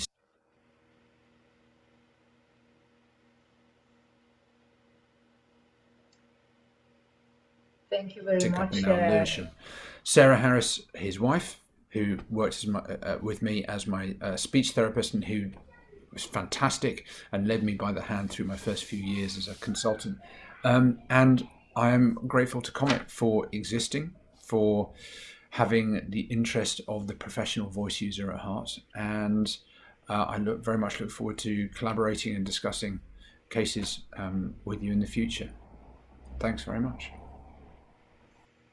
Thanks very much, Nick. Many dear greetings to our dear Tom and Sarah Harris. And now, dear friends, I thank again all the speakers and our dear secretary members, Professor Dr. Adi Primov-Fever from Israel. She is going to talk a little bit about our next annual conference. So this is the preliminary proposal from Adi. Yes, Adi, you may speak, please. Adi, are you there? Can you please open the micro, Adi? Yes, hi Okay. everyone. It's nice to see you all. And as you probably have noticed, we have sent a survey to everyone in order to decide whether we're going to have a face-to-face meeting or a virtual one. And most of the members voted for a virtual one, so that's what it's going to be. But I have to say that Ofer and I are really disappointed. But anyway, if you come to Israel, you're welcome to tell us and we'll take good care of you. So regarding the next conference, the annual meeting of CoMeT, we propose to have this meeting in November, between the 11th and the 13th of November. And I propose to have a special theme for this meeting. And the theme is a quote from Brandon Newell. And it goes like this: smart people learn from their own mistakes, but the real sharp ones learn from mistakes of others. And I think this sentence is really important to CoMeT, because CoMeT is the opportunity for everyone to speak their experience, to share with other people in the community that is supportive, and to tell everything also about the mistakes and also about the complications, and to try and learn together from all of that. So I've tried to, okay, this is what it's going to be like. We have decided on 3 sessions in consecutive days. It's going to be from Friday to Sunday, and each session will take 3 hours with a break, a 15 minutes break. For some of us, it will be a coffee break, from the other lunch break, according to the time zone. And you can see the time zones. If we start at 6 p.m. in Israel, this is how it's going to be in other places all over the world. And okay, so the propositions for the sessions, this is only my suggestion and it can change, and I will also send in a few weeks a virtual questionnaire so you can all answer and propose your own suggestions for the sessions. And of course, you can I will invite you to participate in our meeting. So some examples for the sessions. For the surgical session, my worst complications and what I have learned from them, or things to do, things I do and nobody else does, how to prepare myself for surgery, and also medical legal aspects in surgery of the artistic voice users. I propose also to have the next slide, medical treatment and voice therapy session with, is there an emergency treatment besides steroids and voice rest, and what is it? And the wrong road taken in voice therapy and how to turn back. And also to have a session about the news and innovations in voice science and scientific work, and the academic work and research and papers I've never published and why, and to try to learn from that. And a session about technology at our service, what for better understanding and evaluating voice. I think it will be interesting discussing what reality shows and competitions and how about discussing reality shows and competitions and their effect on the singers, and whose responsibility is it, and the role of the phoniatricians and laryngologists, the role of the speech language pathologist, the singing teacher or the coach, and the art director and producer of this show, and then the General Assembly. Thank you very much, Adi. So as everybody knows, the world has been changing in the last years. So I motivate you to be present in this annual conference because we wanted very much to be in Israel with our dear Adi, with our dear author, and everybody face to face and kiss each other and embrace each other and have wonderful excursions. So I probably will be very sad because I wanted to go to Israel, and in all my life I have not got to Israel. So this time I have to wait. But next year we can go face to face by sure, and we shall embrace each other in Israel. And I thank you, Adi, very much. As you say, this is a preliminary proposal, and I would like everybody to be present in this virtual annual conference. As we know, it is not so nice to be virtual sometimes, but on the other hand, the advantage is very great because we see each other virtually from many, many countries. And as we know, CoMeT is a world international group of experts in artistic voice. So may I have the next slide? Thank you very much, Adi. And I would like to invite you all to think about our next webinar. Our next webinar is going to be for the world. It's not only for CoMeT, it's for the world, but it comes from CoMeT. So if some of you are interested in being active in this webinar, of course, virtual, the name is Artistic Voice Diagnosis, Treatment, and Development. So please let me know because we are going to organize for next year. We don't have the exact date, but this is another activity of our CoMeT family. Next one, please. And well, please do not forget that CoMeT organize and try to encourage scientific investigation, not with money, but with academic support, and of course with all our experts that are all over the world. And we exchange knowledge and ideas and develop educational activities in this very important field of professional voice care medicine in artistic voice. So if some of you have some ideas, please let me know that we begin to organize other activities for the next year also. The next one, please.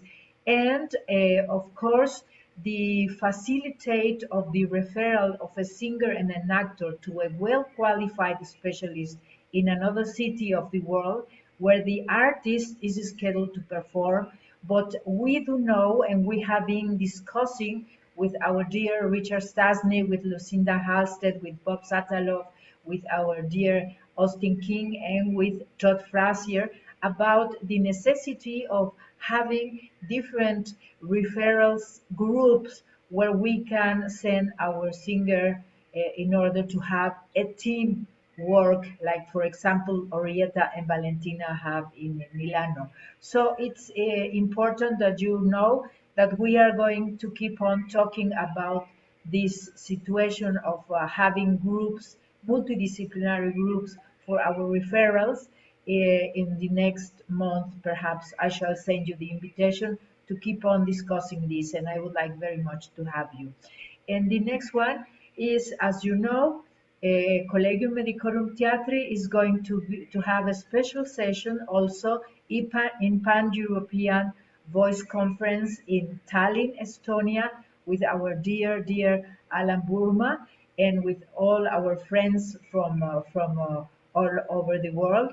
And this will be, of course, in August, as everybody knows. So Alan is here also, and he is organizing this wonderful conference, and I invite you also.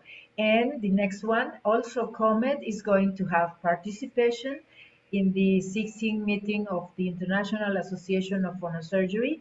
This is going to be in October. And so we are organizing different participation also. And the last but not least, I don't have now the announcement, but I shall have it in July. As you know, our dear Haldun August, also with Ilter Denisoglu, they are going to organize the UEP meeting in Antalya, Turkey, that we have been postponing because of this coronavirus pandemic, but we shall have more announcements in our webpage. Please do not forget our last Zoom meeting from this group is going to be 9th of July. This is already in organizing, and Andrea Ricci Maccarini has organized a group of experts. That means Marco Fantini, Marcus Hess, Andrea Selves, Alfonso Borragan, and me. We are going to have a roundtable organized by Andrea on office surgical procedures. And also we shall have some rehabilitation from Alfonso Borragan talking about humidity and also the proprioceptive rehabilitation. I'm going to talk about rehabilitation of dynamic routines.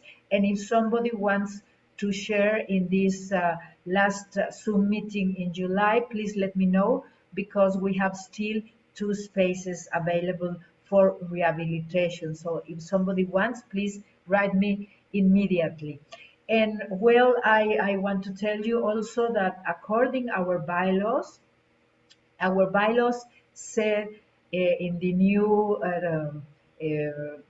inscription that we made in Austria, that we are 4 years the board directory is in action, and the action of this board is theoretically, according to the bylaws, until May. That means until now.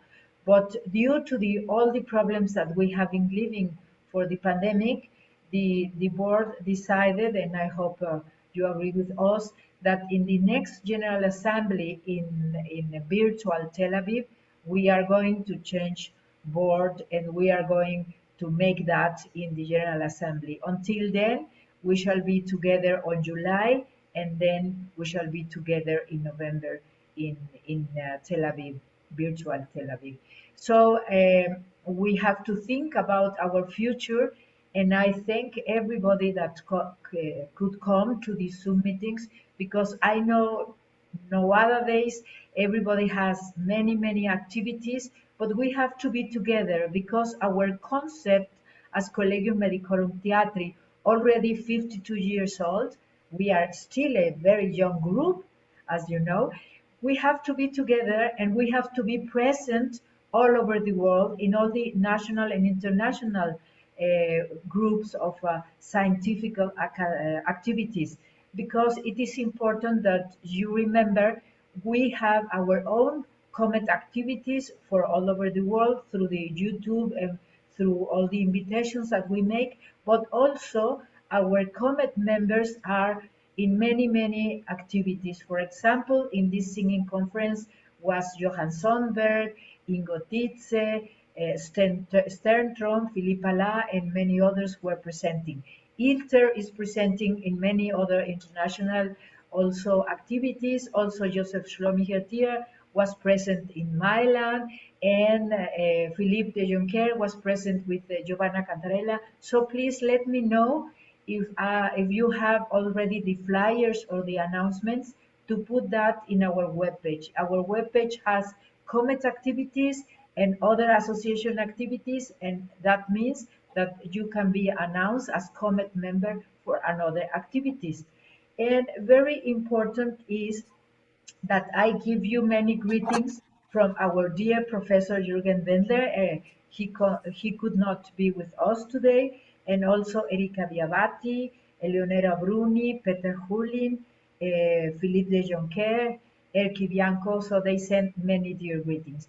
So, dear friends, I thank you very much to be today with us, and I love you all, and I hope you can stay with us in this live discussion. I thank very much John Rubin for this wonderful stress and artistic voice, Ruth Epstein and Aparna Ramachandran for this wonderful tool that you gave us, and for the very interesting and methodological, very clear proposal of this work. Aparna, thank you very much. And I thank also very, very much to our dear Chris Izdebski that is not here, because all these subjects that we treat today were very important. And of course, the crown of Daniela Steve was wonderful, because we are talking about all these subjects all day long, and it was a very concrete resume about what the students in Vienna are thinking about singing and all the myths that we are having. So, dear friends, I thank you very much, and I invite you to stay with us in the live discussion, not to go away so early. Thank you. And then now we shall begin with Chris is not there, but I invite you to look at these kinematics. Books are really very interesting. And so we began with Ruth Epstein and Aparna, because we have some questions about this. And I wanted to ask you, Ruth, your experience in this wonderful in the link that you sent us in the presentation of Aparna, which is your experience with the artistic voice application. I understood that we can use this tool also for seeking all the emotions in this group. Ruth, if you can make some comments about this, please. Yeah, indeed. So the tool is very useful simply because first of all, we have to ensure that we use the score properly. This tool is not to give you a total score, but to give you actually a snapshot of how your patients are coping. And the way I used it in therapy, I just a kind of a very, kind of a clear example.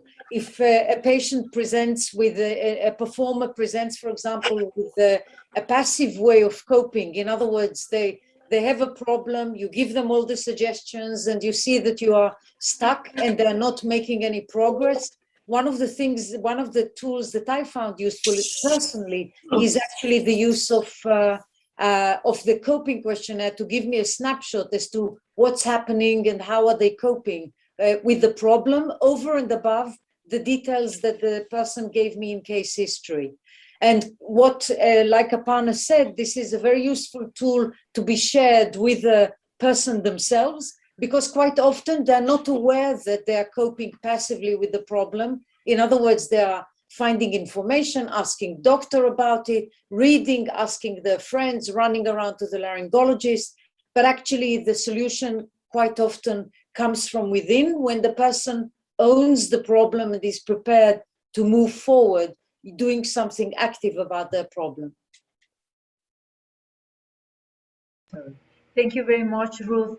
And I would like to ask Aparna if working with in all this presentation, and of course her research for PhD, if she thinks, because she is also a classical singer trained in Indian music, if she thinks that the style of East and West classical singer can have some other ideas because of the resilience or because of the frustrating feelings. I don't know if you can comment about this, Aparna, these feelings. That's a great question. I'm not really sure if I can give a concrete answer at this point, because in all honesty, I think research surrounding coping with voice problems in singers is really in its infancy. So to ascertain as to what is the role of culture or singing styles and how it influences coping, I have a few vague ideas, themes that have come out with the qualitative study, and just my personal experiences being a singer as well. So I could reflect on those. Basically, for me, I think what stood out was religion. So if you look at Indian Carnatic singing, I think it's very hard to pick out religion and keep it to the side, because all the songs that you sing in Carnatic singing, your training, everything is directly linked to Hinduism in a very big way. So it's very hard for that to not influence your habits, your beliefs, and your perceptions. So which is why that theme really ran across most of my interviews with singing teachers, as well as singers who were associated with Carnatic singing, where they felt that, having a strong belief in God, or just surrendering everything to God, really helped them maintain their vocal health, and in a way make themselves immune to not really having any voice problems, or if they did, it was actively helping them in dealing with it. So I think at this point, that really was the striking feature for me as to how singing styles influence your coping choices. And I think it was good for me in a way, because the singing styles that I chose, Western classical versus Carnatic, had a few common grounds. At the same time, the culture was just so different. So it was really interesting to see snippets like religion, for instance, really coming up. The other thing was hesitation to seek help, which I also briefly mentioned in my presentation. I think generally there is a tendency among Indian singers to not actively seek help. One explanation could be their reliance on self-help skills, again, which again is very much intertwined with Indian culture, where you almost always want to seek out, grandmother medicine remedies, Party Vaidyam as it's called in Tamil, where you want to try things like having pepper, or, make your own brews, have them regularly. You have some random person telling you that, having this is really going to help you, or go to this temple and, make this offering to God, and it's going to help you get rid of your voice problem. So I think singers indulge in all of these coping strategies for a very long time. And most often than not, when they actually, get to a speech therapist or to an ENT surgeon, their problem has pretty much advanced, which they maybe could have avoided. So, yeah. Thank you. It's a very big topic, so I don't know what to pick and choose and speak about today. Yes, I do think, and I would like to that the audience join us in this if they have some comments, because I think the culture is very important. And as we know, when you are singing Bach, when you are singing Mozart, when you are singing flamenco, when you are singing mariachi, when you are singing yodel, well, it has a emotion, culture, and music. I don't know if somebody from the audience wants to say something about this very interesting methodology about coping and about frustrating emotion situation, or about having much more confidence in science to develop an art. I don't know, John, if you want to say something about that. I think that I really loved Aparna's talk, I have to say. Congratulations. And I'll be really interested to see how things get on with your PhD. I know there's the difference between passive coping and active coping. And I've spoken with Ruth about that many times. But Ruth, could you give us some concrete examples of a difference between, say, a passive cope and an active cope? So a clear example of passive coping will be denial, that the problem doesn't exist, and you just kind of avoidance is another a form of passive coping. Active coping will be information seeking, trying to speak to doctors, friends, other patients about your problem, trying to find out about it as much as you can. Seeking help elsewhere, like going and see other practitioners, or social support, have your convoy of support, and so on. That's in essence, the difference, or at least what we saw in people with dysphonia. That's Thank so you. interesting. Thank I think you. what Aparna says about hesitation to seek help, that's so interesting. It really resonates with me from the standpoint of what Morris Greenberg used to say about people feeling that they couldn't seek help for various reasons, that they felt what he characterizes felt they were gagged and were unable to seek help, and thereby sort of taking it into themselves and actually making the problem worse. He saw that a lot, quite often, in people who presented with psychogenic voice disorders. Yes. Thank you, John. Thank you, Ruth. And I would like to focus on one problem. Krzyzewski and of course John, they were pointing the fact that the general team, phoniatrician, ENT, laryngologist, and speech and language pathology with singing coach or these professionals, they could not solve all the emotional problems.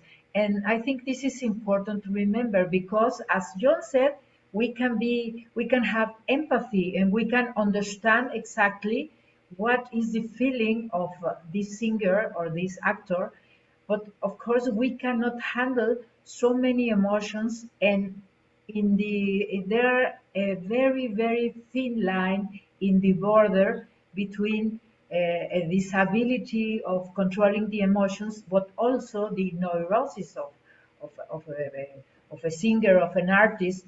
And well, I would like to ask Daniela if in talking with her students, if she noticed also the necessity of having also a psychologist or a psychiatrist help, because we do send many patients to a performer psychiatrist. There are not so many performer psychiatrists or psychologists.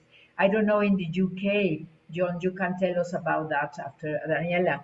But I think there is a necessity of psychological team therapy for artists in order to take all these emotions in a proper way. Can you please tell us your idea, Daniela?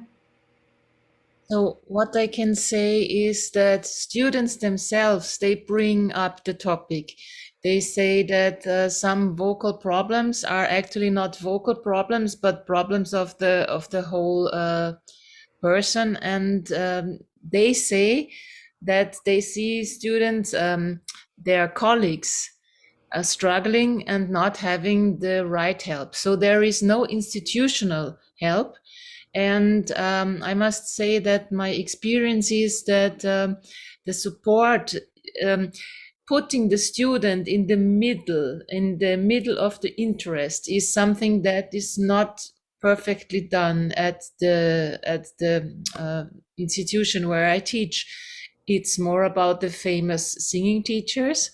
And when teachers have conflicting opinions, they do not use to talk between them, but both tell the student, you have to do it like this, and the other one tells students, no, you have to do like that. And students are in conflict. So I believe there is a lot of work needed to be done in the head of people who teach, to really put the student in the focus of the attention. Thank you, Daniela. John, do you want to add something? And then I ask Alfonso if he has something to comment. Please, John. Yeah, I briefly touched upon in my talk about the work of a man named John Chung. He he runs the music clinics in Toronto, and he he's really emphasizes the importance that we don't re-traumatize the person when they come to us. It's very easy to do that, and our approach, our attitude towards them can be incredibly important in how they do, and that's something I think that we need to keep in mind.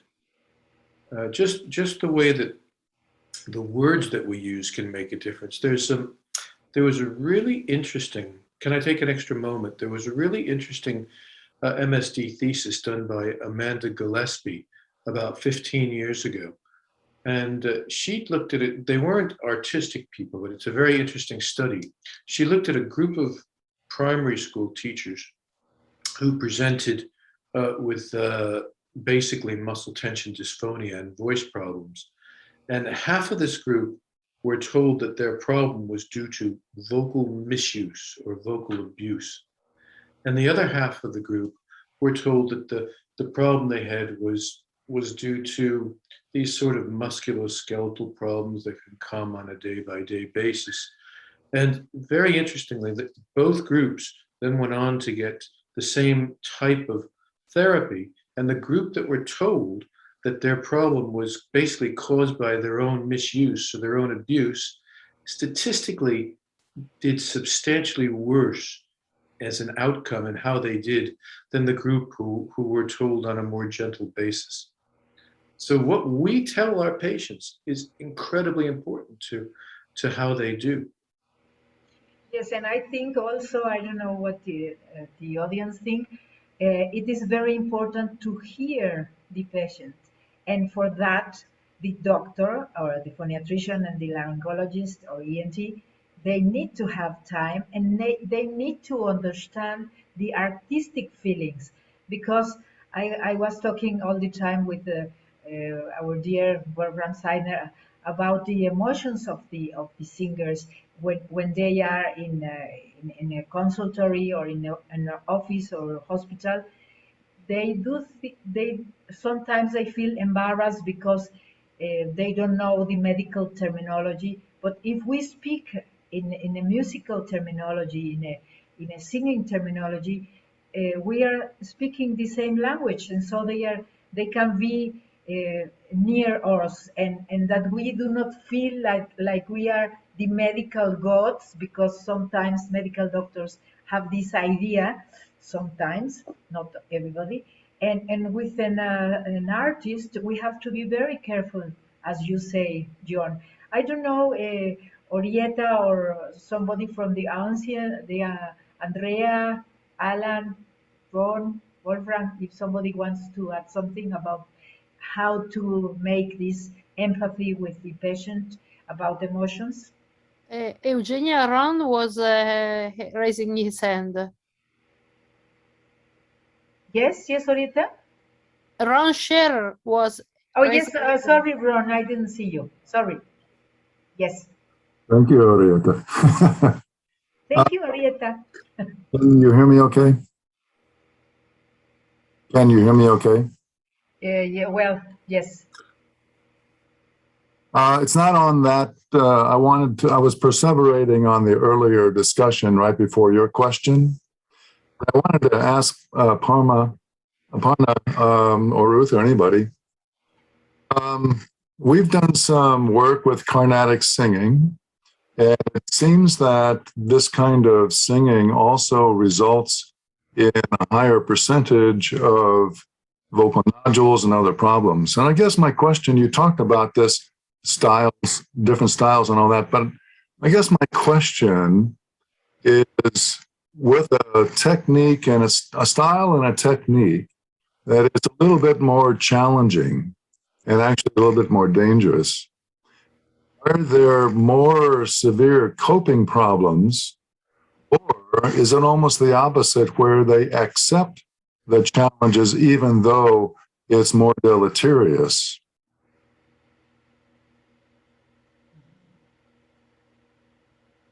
Yes, Ruth, Aparna. Hi, Ron. I'm just trying to process your question. So were you asking me if the complexity of the singing style itself was going to influence the coping? Was that the question? I'm also wondering what I was asking. Something like that. The more deleterious the technique required to handle the typical professional, actually, style, like in some Carnatic singing, whether or not that's basic danger, actually, which may lead to tissue change, discomfort, etc., where you would think people would be coping more.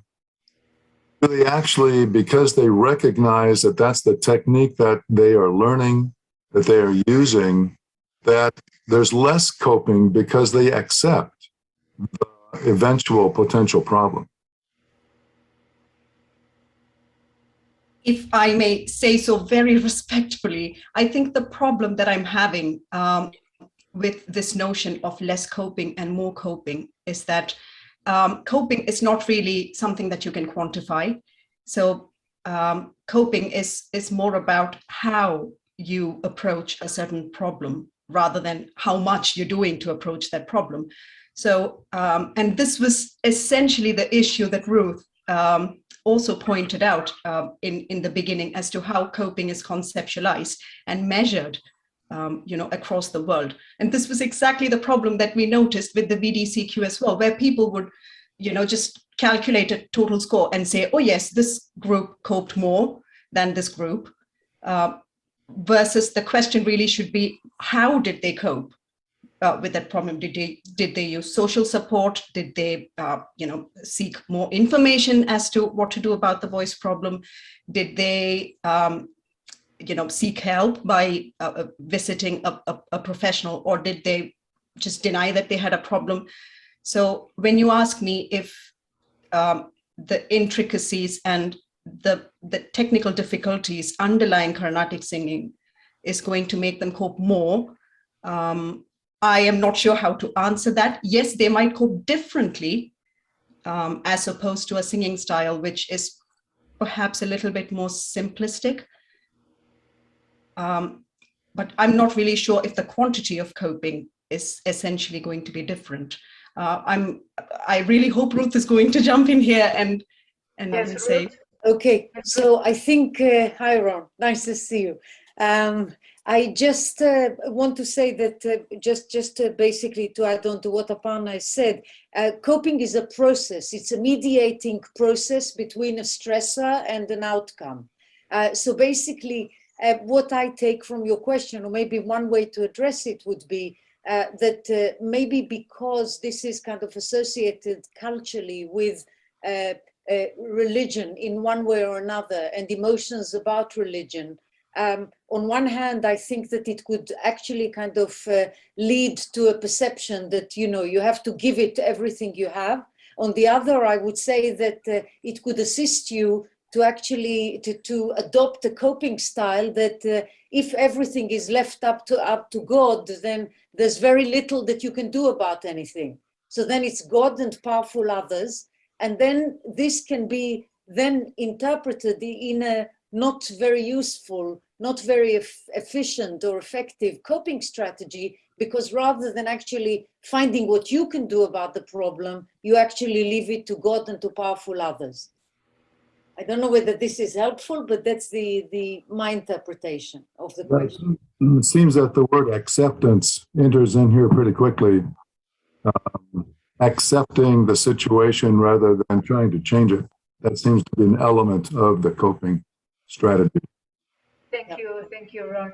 Yes, Orietta, and then Lucinda. Sorry, Rosa, could I quickly just make one point? Ron, you really highlighted one important thing pertaining to Carnatic singers. And, just so you know, I've read all of your work that you've done on Carnatic singers. I know you've collaborated a lot with Dr. Prakash Bhuminathan, who was also my mentor when I was in India. So you were like a celebrity in our college. So yeah, it's such a pleasure to be talking to you here. But just one thing that sort of stands out to me personally as a Carnatic singer myself is that, like you rightly pointed out, it is a very intricate, complex singing art form. So the general philosophy surrounding it is that the more you practice, the more you sing, the more hours you sing, the more complexities you try to, bring into your voice, the better it is for you. And I think for me personally, through my journey as a Carnatic singer, that's where I broke down. because that's how I coped. Every time my voice was not able to do something that I wanted it to do, I would just push, I would just practice another hour extra, or just really tax my voice. And yeah, it didn't end well. Yeah, well, it's okay now, but I think that is definitely one tendency that I have seen with people who are associated with really complex singing styles, is that they have this type A personality almost, where they really have to just keep going at it, and they think that's it's a frontier, it's a boundary, because it's self-confidence and then confidence in others. Yes, Orietta? Well, thanks, Eugenia. Ruth knows that I love her work about coping since her first paper published.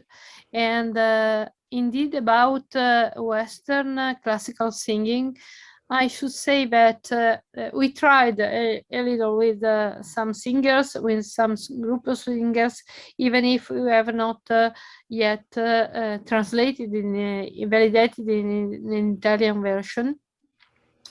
But indeed, I should say that the real professional adopts a positive coping, like Ruth was describing a few minutes before, while the beginners, of the ones who have not achieved a real professional status, are behaving more in a negative coping status.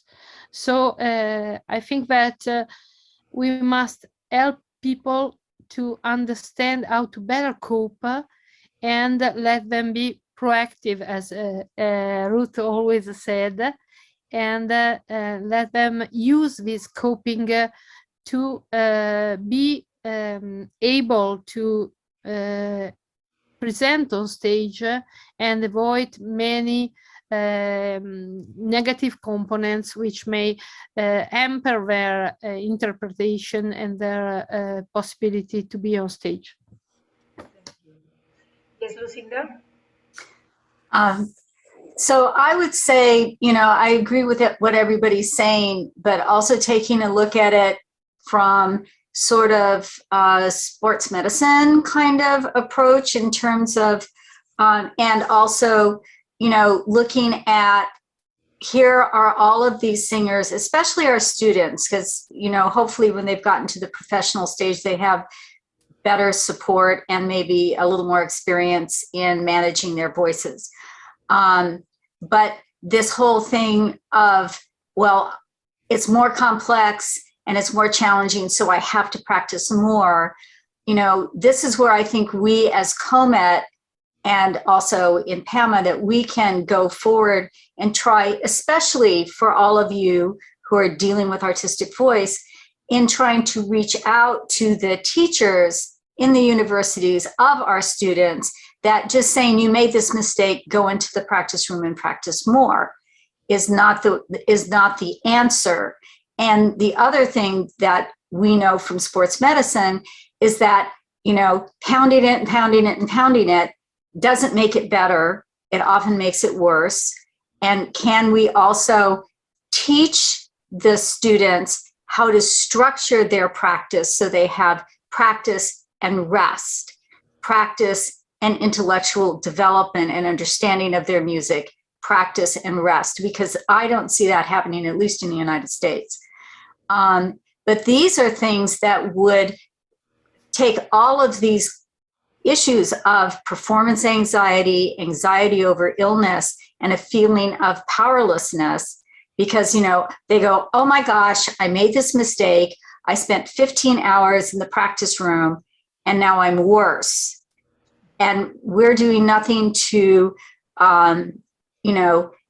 clip it at the source. We're not educating, and I realize that's a really difficult problem, but educating all of the people that we know, and we know lots of voice teachers, to try to reimagine how you teach your students, so that the answer is not to just go out and practice more, then you get injured and you have no coping mechanisms. and I feel, at least in the United States, the, you know, part of that too for our students is that the vocal education that they have about their voices is almost non-existent. I mean, I have people that I treat who travel through Charleston from the Met, who have, a lot of them have no idea, and they're actually on staff there. They're part of the troupe. No idea of how their voices function, no idea of how to take care of it. And then on the opposite, you know, opposite end, you know, some other people know everything. But in basic college music education, classical or musical theater, they get almost nothing.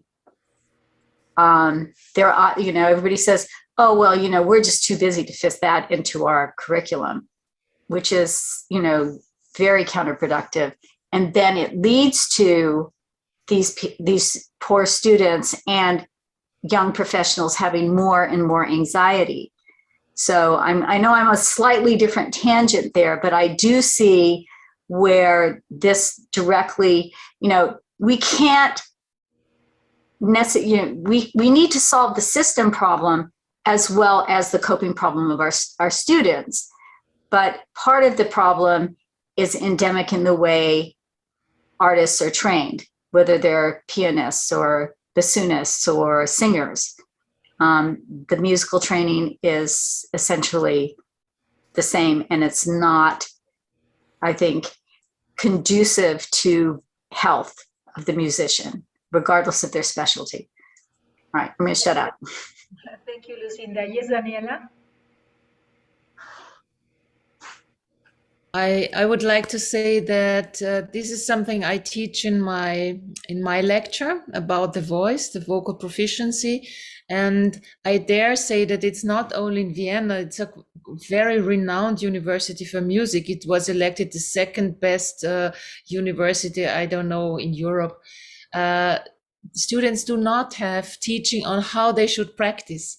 So they do not know how the brain works, how that they are athletes of small muscles, and they really lack these ground, very basic information. So it's not only the United States that have a lack of this orientation for the young singers.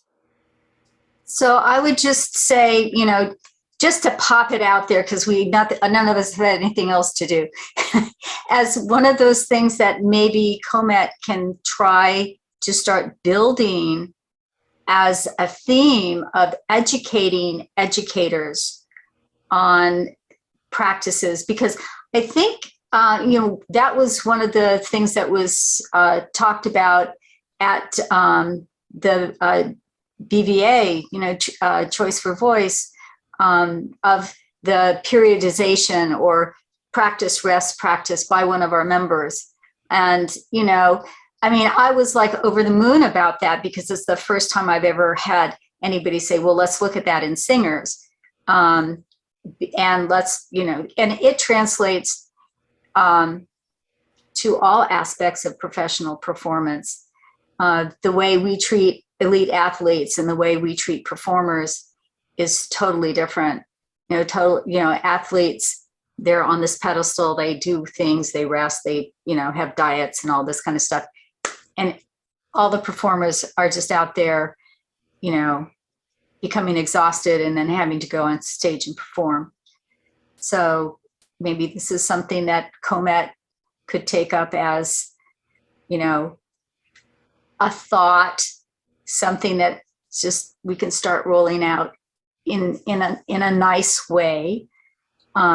Maybe even at some point think about ways that as a group we could do a presentation that would be accessible to, you know, to music teachers and, you know, professors. And anyway.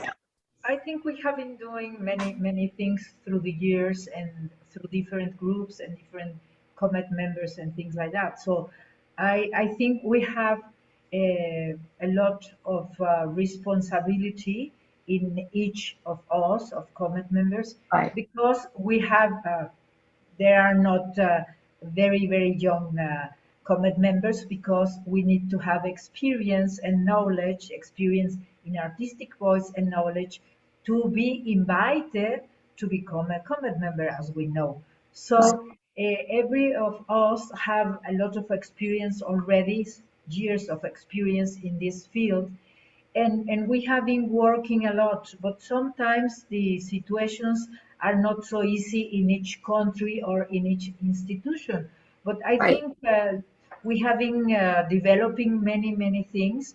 I can remember when I was in Charité in East Berlin, they had Wolfram Seiner had have made wonderful conferences and Tagung in singing voice, and he still makes a lot in Vienna. And there are other groups, for example, in the States that also are working there. I am working also here with the universities and the opera houses.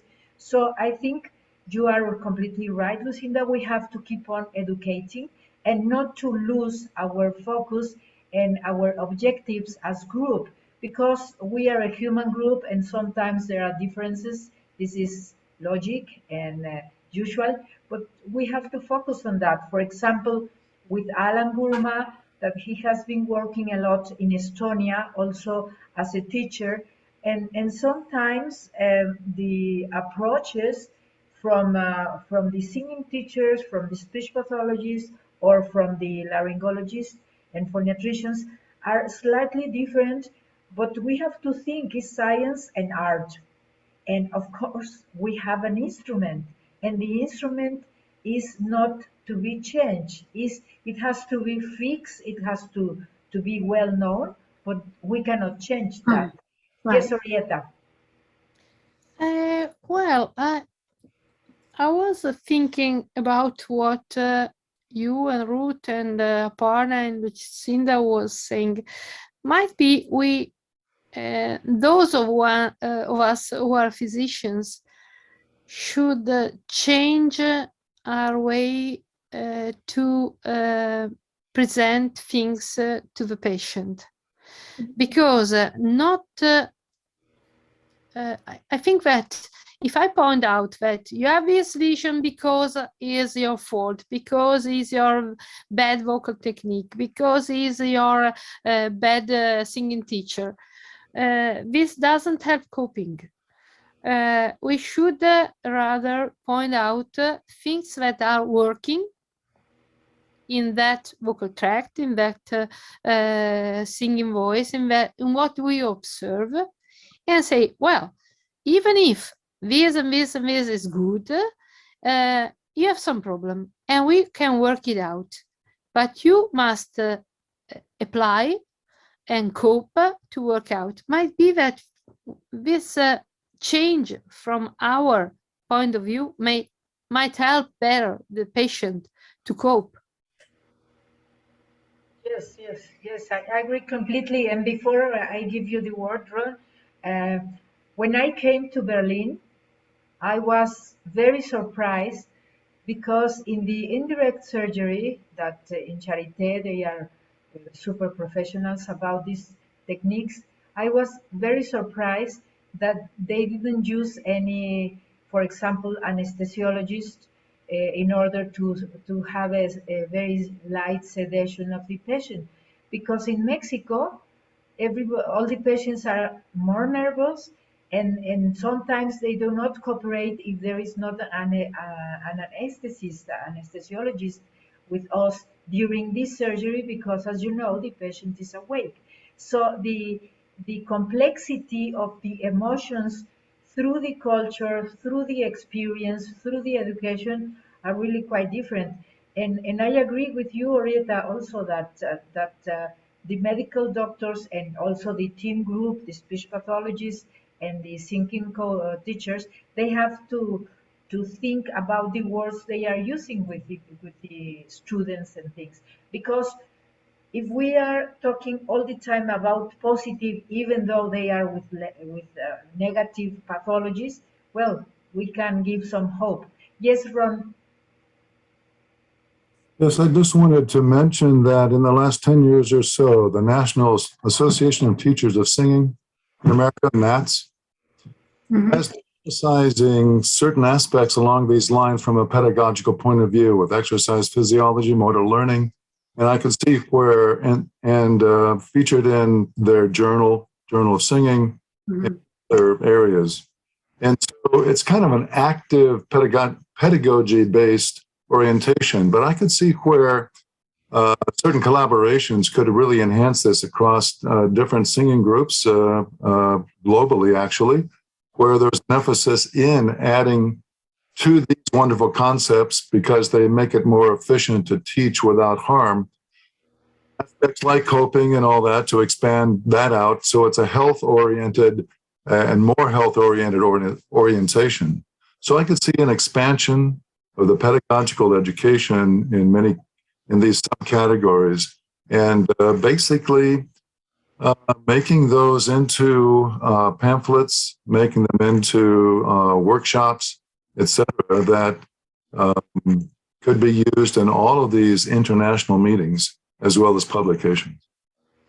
Yes, thank you, Ron. I agree with you that there have been expanding, but sometimes I have the feeling I was in this great conference of singing, and I don't know if Johan is available and want to talk, but I noticed that there cannot be a divorce, and we have been talking about that in our international groups, that we have to be a team, and we have to discuss and not to try to have the power only in one field or only on the other, because if we make a divorce between science and art, this is not helping the groups, and we have to be careful about this divorce. I don't know, Johan, can you say something or no? Okay, if not, yes, Lucinda. Yes, you wanted to say something. I just wanted to add, I think all of this is really important, and there's so many things that are important about, collaborating and having this interdisciplinary type of approach. And I really, maybe it's because I've never seen it, and it's not the way I practice, to blame another teacher or another style, and if people are doing that, I really think that, I don't know what we can do to make them stop, but that certainly is the quickest way for especially a young student to end up with a vocal injury. Yes, and I think this is also an ethics problem, because Yeah, we are in a team, and that's why sometimes I speak about divorce. We have to be careful, and we have to have ethics, professional ethics, and not to think to minimize one professional activity of one person of the team, or make God some other person. Yes, Alan. Do you hear me? Yes. I would like to say some words how we have done in Estonian Music Academy. So for me, it seems that there are two sides. One is healthcare, and voice students in Music Academy, voice doctors have courses of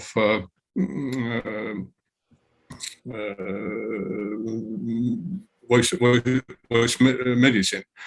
But another thing is education, and vocology, and how to teach singing, and I think that there are needed two different specialities. One is voice doctors who have to talk about how our body works, how our health system works, and another is vocology, so coordination, and this side. I think that this and this is rather the duty of voice teachers to talk about voice methodology. So there are two sides: medicine and vocology. Yes, and the thing is that we are working together in the same body. And of course, the art cannot be explained, all the art, because it is art, cannot be explained by a science. But because we have an instrument that have anatomy and physiology in working for the art of singing or acting, we have to be together. And this is no other way, because only to think of art without taking care of the instrument is also not so healthy, because sometimes I have the experience that many singing teachers with a lot of experience and with a lot of artistical knowledge, they say no, it is the technique that is not working. And I say, well, if the technique is good, but you are having a very bad instrument, you have to analyze your instrument. And this is not a point of power. This is a point of helping the instrument and having a better artistic situation, I think. I don't know, I was looking, Daniela, yes, Daniela. Daniela, changing a little bit about eating, because Orietta was interested in talking about pectin and about lemon, because Mexico is a lemon producent just as Israel, and we eat a lot of lemon and a lot of chile. So please, Daniela, what you want to comment about acids, pectin, and things like that? Well, I think the question about pectin was from somebody else. From Orietta. Yeah, so maybe Orietta wants to comment about that. So what I said was the question was when we have a dry throat before we go to the stage, can we think of biting a lemon? Great, yeah. If it works, do it. And then lemon can be used in our experience, some drops in water, and it calls the saliva, so it's good for the voice. Was this your question? Well, but I think that let me tell you, Orietta, one moment. Regularly in Mexico, we have another lemon. This is more sourer than the lemon that you have, for example, in the States, that is sweet. And the sour lemon, we forbid that for a while because it is not so good, mainly for reflux. Yes, Orietta, sorry.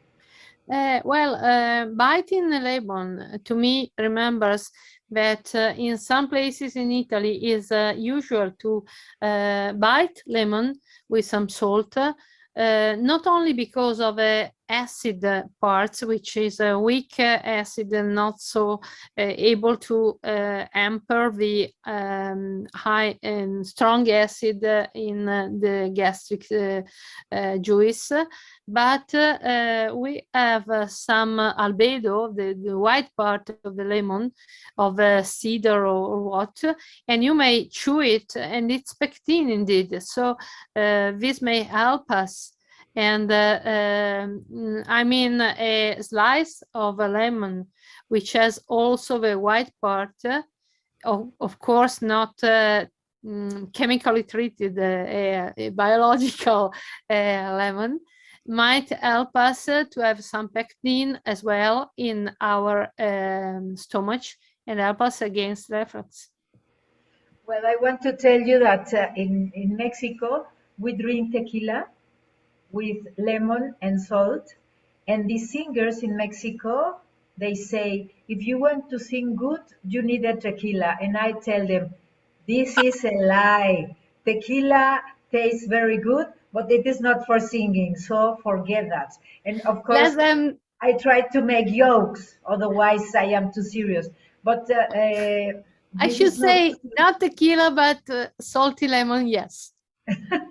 No, and the point in Mexico is also that they are making gorgles with lemon, with sour lemon and honey. This is like tradition, and I say no because it's acid, and it's more acid than the sweet lemon. So I don't know, John. You wanted to say something, John? May I ask, Daniela, sorry, Daniela.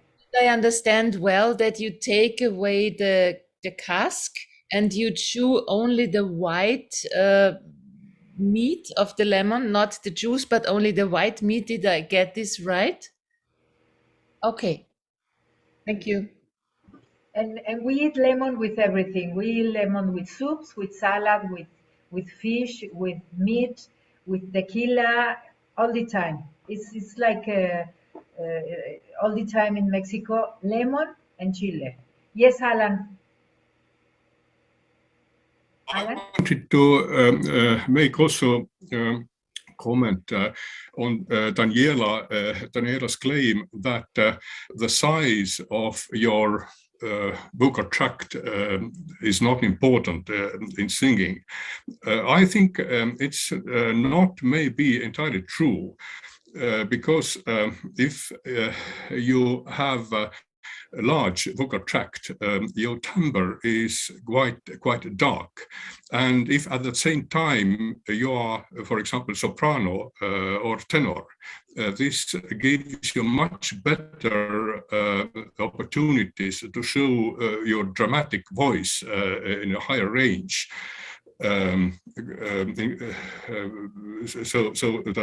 Another way would be if you are bass with a small vocal tract with light timbre. This means that you can't sing high, but so there is a controversy between timbre and pitch. So I think that this high pitch and large vocal tract is much better than low pitch and light timbre. Do you agree with me? Yes, Daniela. Well, I would say it depends on what we call in classical singing the Fach. So in the classical singing, there are many different universes, and what you say can be true for a big voice and dramatic Fach maybe, but there are also the light sopranos, the coloratura light sopranos, which I doubt that they have a long vocal tract. So it. Yeah, I agree. Of course, it depends on Fach, but usually dramatic voices who are able to sing Wagner roles are paid much more money than more light voices. Yeah, but if we have only dramatic, for coincidence, we talked about this in my lecture today with the students, because young male singers, for them everything is metallic, dramatic, and loud. This is what they love. But if we only have metallic, dramatic, and loud voices, we can perform 10% of the opera repertoire. We cannot perform Mozart or other composers. So it's necessary that we have all the types of vocal tract and well, the dimensions in the spaces and the spaces between them, between each other. This is actually the really important stuff. Yes, and also I think the question from the students were big head, and big head is like very general, because I agree with Alan that vocal tract is very important, the long and everything, and also I agree with Daniela. So it depends on the kind of singing and the composer, but also what do you say from head? Head is everything, and it is not head the important, because this is not the main point. It is the bones and the cavities, and of course length also, Yeah, and of course the vocal folds. different singers have different possibilities in their career. Yes, and I would like to ask the last question. I thank you very much for this discussion, and I want to ask John about the vulnerability. So the singers come to you, and they are very vulnerable. And of course, you are an expert in artistic voice, but after so many years, how could you help without being psychologist or psychiatrist? The vulnerability of the singers, John. What would you say? Well, I mean, that's such an important question. I mean, there's so many things we can talk about today. Just to pick up with Daniela for 1 second, I don't think the final word has been said about alcohol either, because we've recently learned that having a small glass of alcohol has an impact on our release of GABA centrally in our brain, and that may improve our tremor. So we have to be careful not to be too fixed on our ideas as more and more information comes to us from basic science. But getting back to vulnerability, I mean, every time we see a patient in the clinic, they are exceptionally vulnerable, particularly when they come to see us for the first time. And we have a half an hour, 40 minutes, 20 minutes, depending on how lucky we are, maybe an hour if we're incredibly lucky, that by the end of the session, they feel in some way that we have given them hope. And I think hope is an unbelievably important thing. Hope, it fosters self-confidence, and it's really the cornerstone of the doctor or the speech therapy or whoever contract with the patient, is to help them by giving them hope that we can indeed get them back to do what it is that they want to do. So I think you're absolutely right, Evgeny. I think vulnerability is an unbelievably important issue, and we as vocal professionals need to know that what we say and what we do makes an enormous difference, oftentimes to their entire future in those very few minutes. Yes, and I have been working with many singing teachers and many speech pathologists, and I think we as medical doctors, we can also be empathic with the work of the singing teacher and of the speech pathologist, because this kind of hope for them that they are working with function and art is also very important, not only with the patients, but also with the other part of the team group who are working with the patients. So I don't know if somebody wants to add something about this last question. And then the other last question is about some eatings and smoking that I want to tell you. But first of all, do you want to comment something about giving hope also to the teamwork of these patients? Do I wish to, or does anyone? I mean, I often speak with Mike Benninger about that, and Mike also talks an awful lot about how important it is. I mean, it's at the bottom of Pandora's box, wasn't it? After all the evils of the world came out, at the very bottom was hope. Yes, and Orieta is right in what she writes in our chat, that, well, hope is what makes worthy what they pay us and the time spent with us, but also because it is not only money, but this hope and these emotions that we give from our side is to enrich also their emotions, because their emotions are insecurity, vulnerability, and everything that we know. And the last question is, I wanted to tell you that about marijuana and about alcohol and about smoking the electronic cigarettes and things, that we have to write something about that. And I am preparing, if CoMeT members want, to have social media like Twitter and TikTok, because there are small messages that we can send to the population and to the teachers, singing teachers, and to the speech pathologists as a group. So if you want to send me something, because I am going to announce before I leave the board, I'm going to announce the social media for CoMeT, because I think it is very important for education, as Lucinda says, for knowledge, as Daniela, Orieta, and John and Ron says, because it's important also, for example, this copying work from Ruth and Aparna, that is also known in a very easy way to explain, but also from the students and the teachers, Ruth and Aparna. Well, I thank you very much. I don't know if you have some comments about the last question about marijuana and electric. Yes, Lucinda. Well, I don't know how it is for all of you, but it seems for me, I'm seeing a tremendous increase in the use of the bong. And I'm actually seeing a big decrease in vaping, which is interesting. But I have a couple of patients that I've had to trach because of infections that they've gotten from not taking care of their bong. Yes. With serious laryngeal infections. Yeah. In Mexico, we have just forbidden, I mean, the government for make the law and forbid all the bumps. It is not allowed anymore.